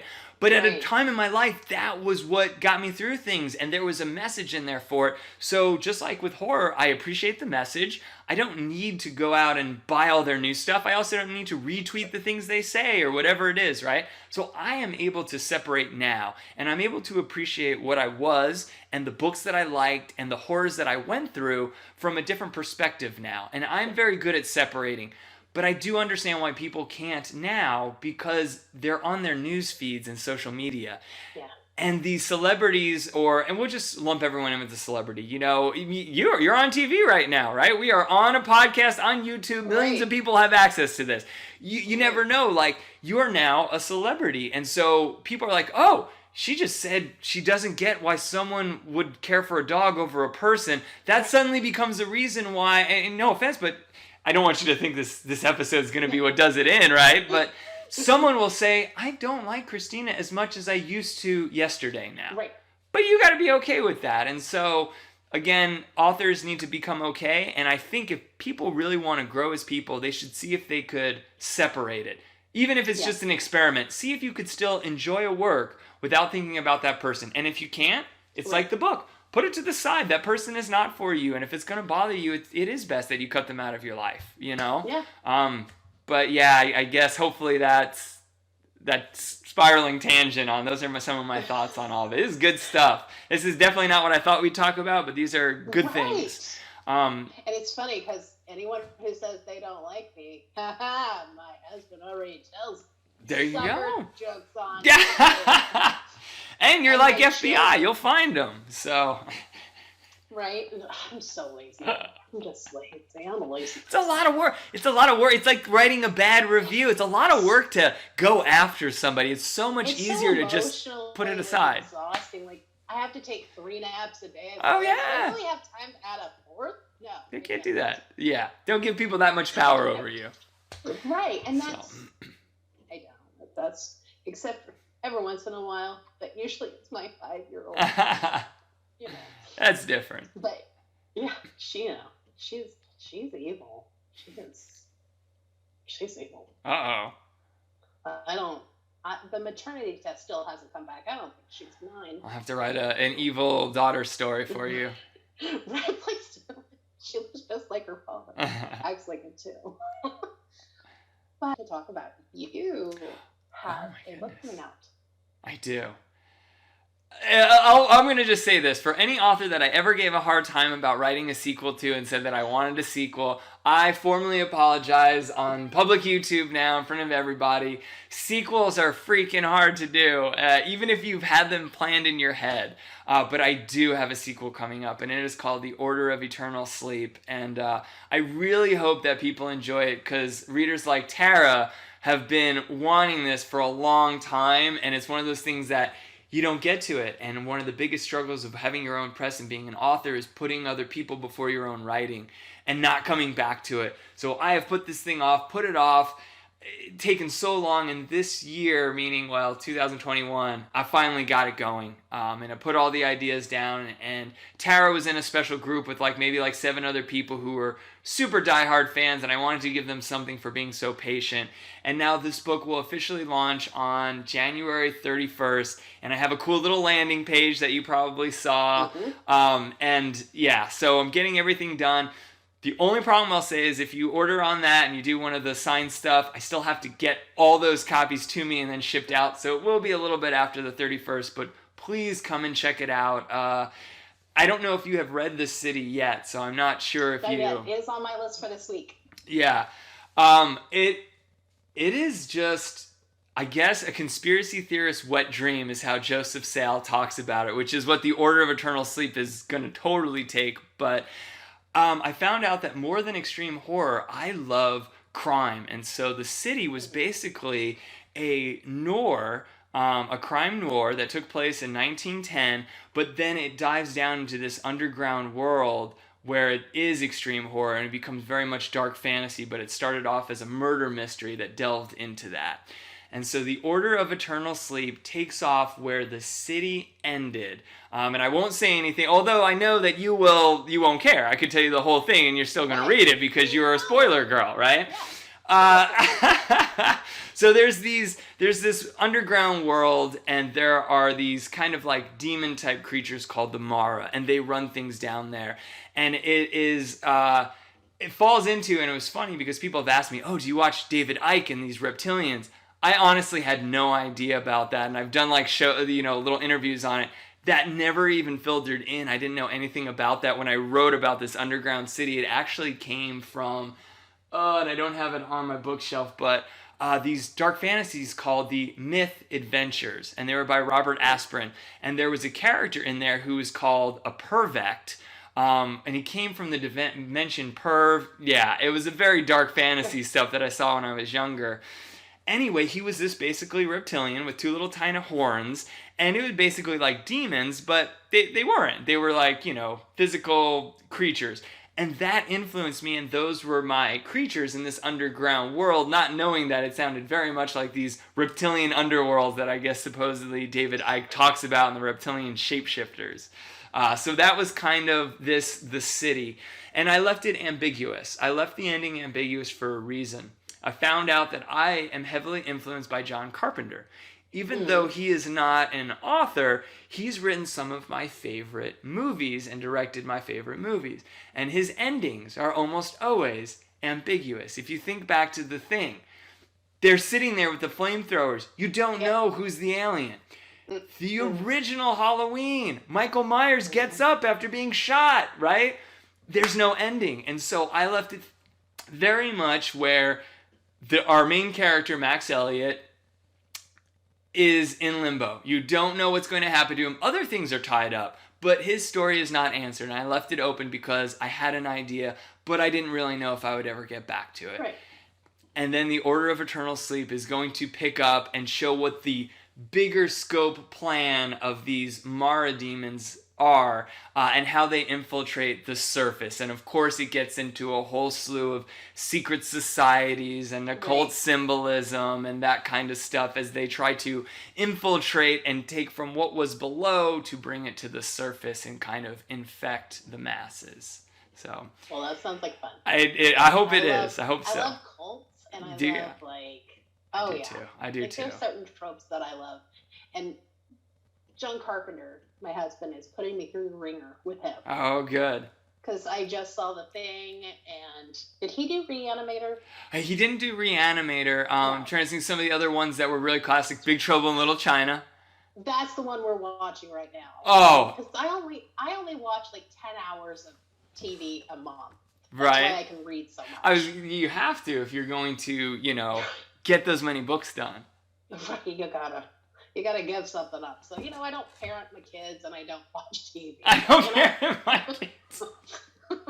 Hey, like we said, sacrifices must be made. They're feral, they're probably running around the land, riding a moose or something right now.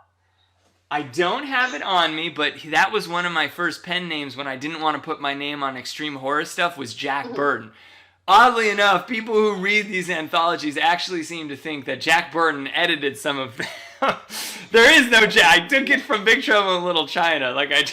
In hindsight, I found out this is maybe not the best idea. I got to stick with just one pen name, but John Carpenter has influenced me entirely. If you watch Escape from New York, I kind of think of Max Elliott as being a detective mixed with Snake Plissken. So sometimes that's what I envision him as. So yeah, and I want to get this book out there. I'll probably do something with the city, to a promotion with it to try to get the Order of Eternal Sleep going, some of that hype, because I'm so bad about hyping myself up. I try to do a good job pushing everybody's stuff, but I'm never good with mine. And like the other authors, I secretly am always nervous when it comes to continuing, right? Like, you could write a great book and people can love it, but that continuing the story, everybody has their own idea, and I'm a lot different person than I was even just 4 years ago when that first one came out. So it'd be interesting to see what everybody thinks, for sure. I'm excited. All right. I can't wait to read both of them, to be honest. Thank you. And I'm one of those that I like having all of them at once, because I'm not a patient person. That makes sense. I'm a walking conundrum. But before I let you go, we will do the fast four. Okay. Fast. Are we ready? I'm ready. Let's see how fast I can be. Right. What character that you have written is most like you? The guy we just talked about, Max Elliott. Definitely. If these are fast, I won't go into it too much. I will just say Max is the most like me in some of the struggles, definitely, that I've experienced. Not that I've gone to an underground city infested by demons, but perhaps other stuff. All the secrets today. All the secrets.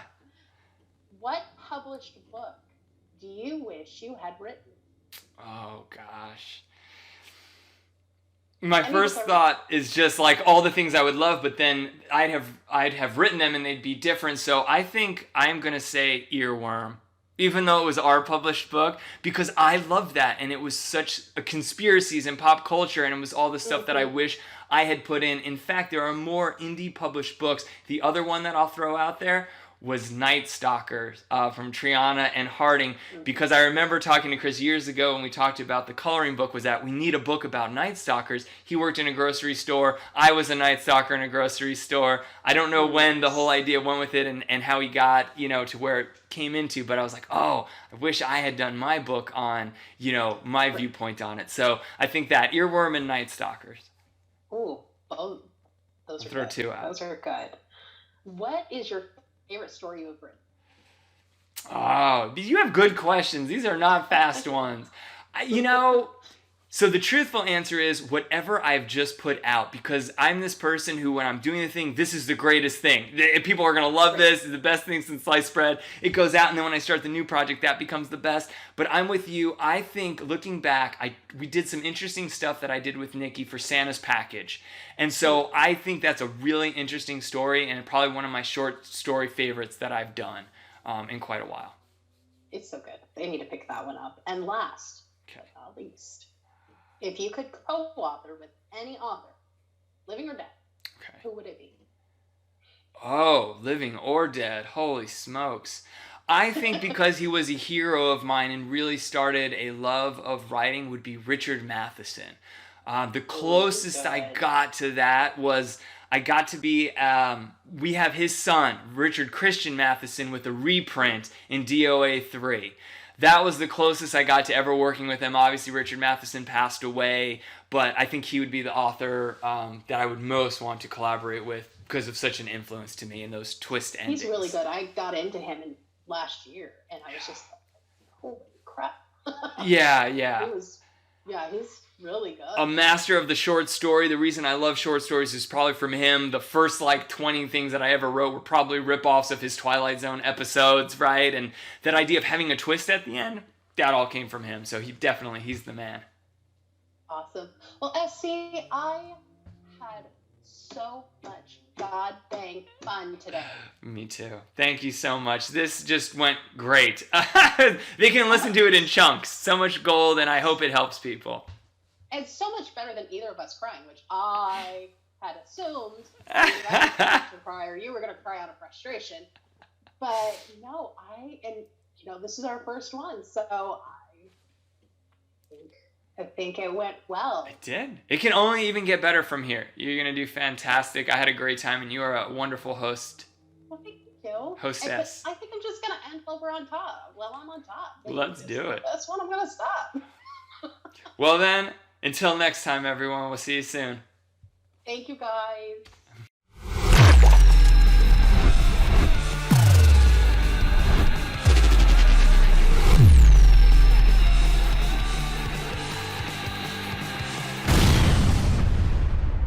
Hey kids, looking for a way to affordably access the best and wildest independent extreme horror currently in existence?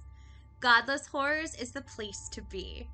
Go to www.godless.com to gain access to thousands of extreme horror and splatterpunk books from the genre's best and brightest independent authors.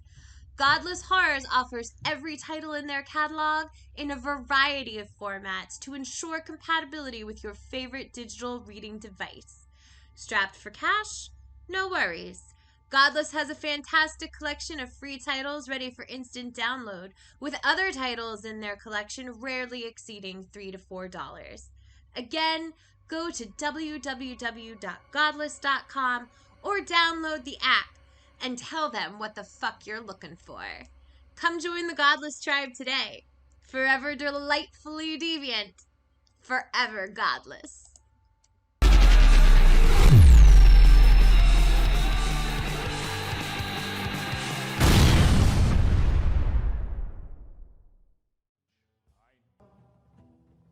Life is a joke, and death is the punchline.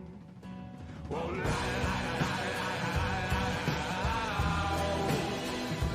Life is a joke, and death is the punchline. Oh, la, la, la, la, la. This life is a joke, and death is the punchline.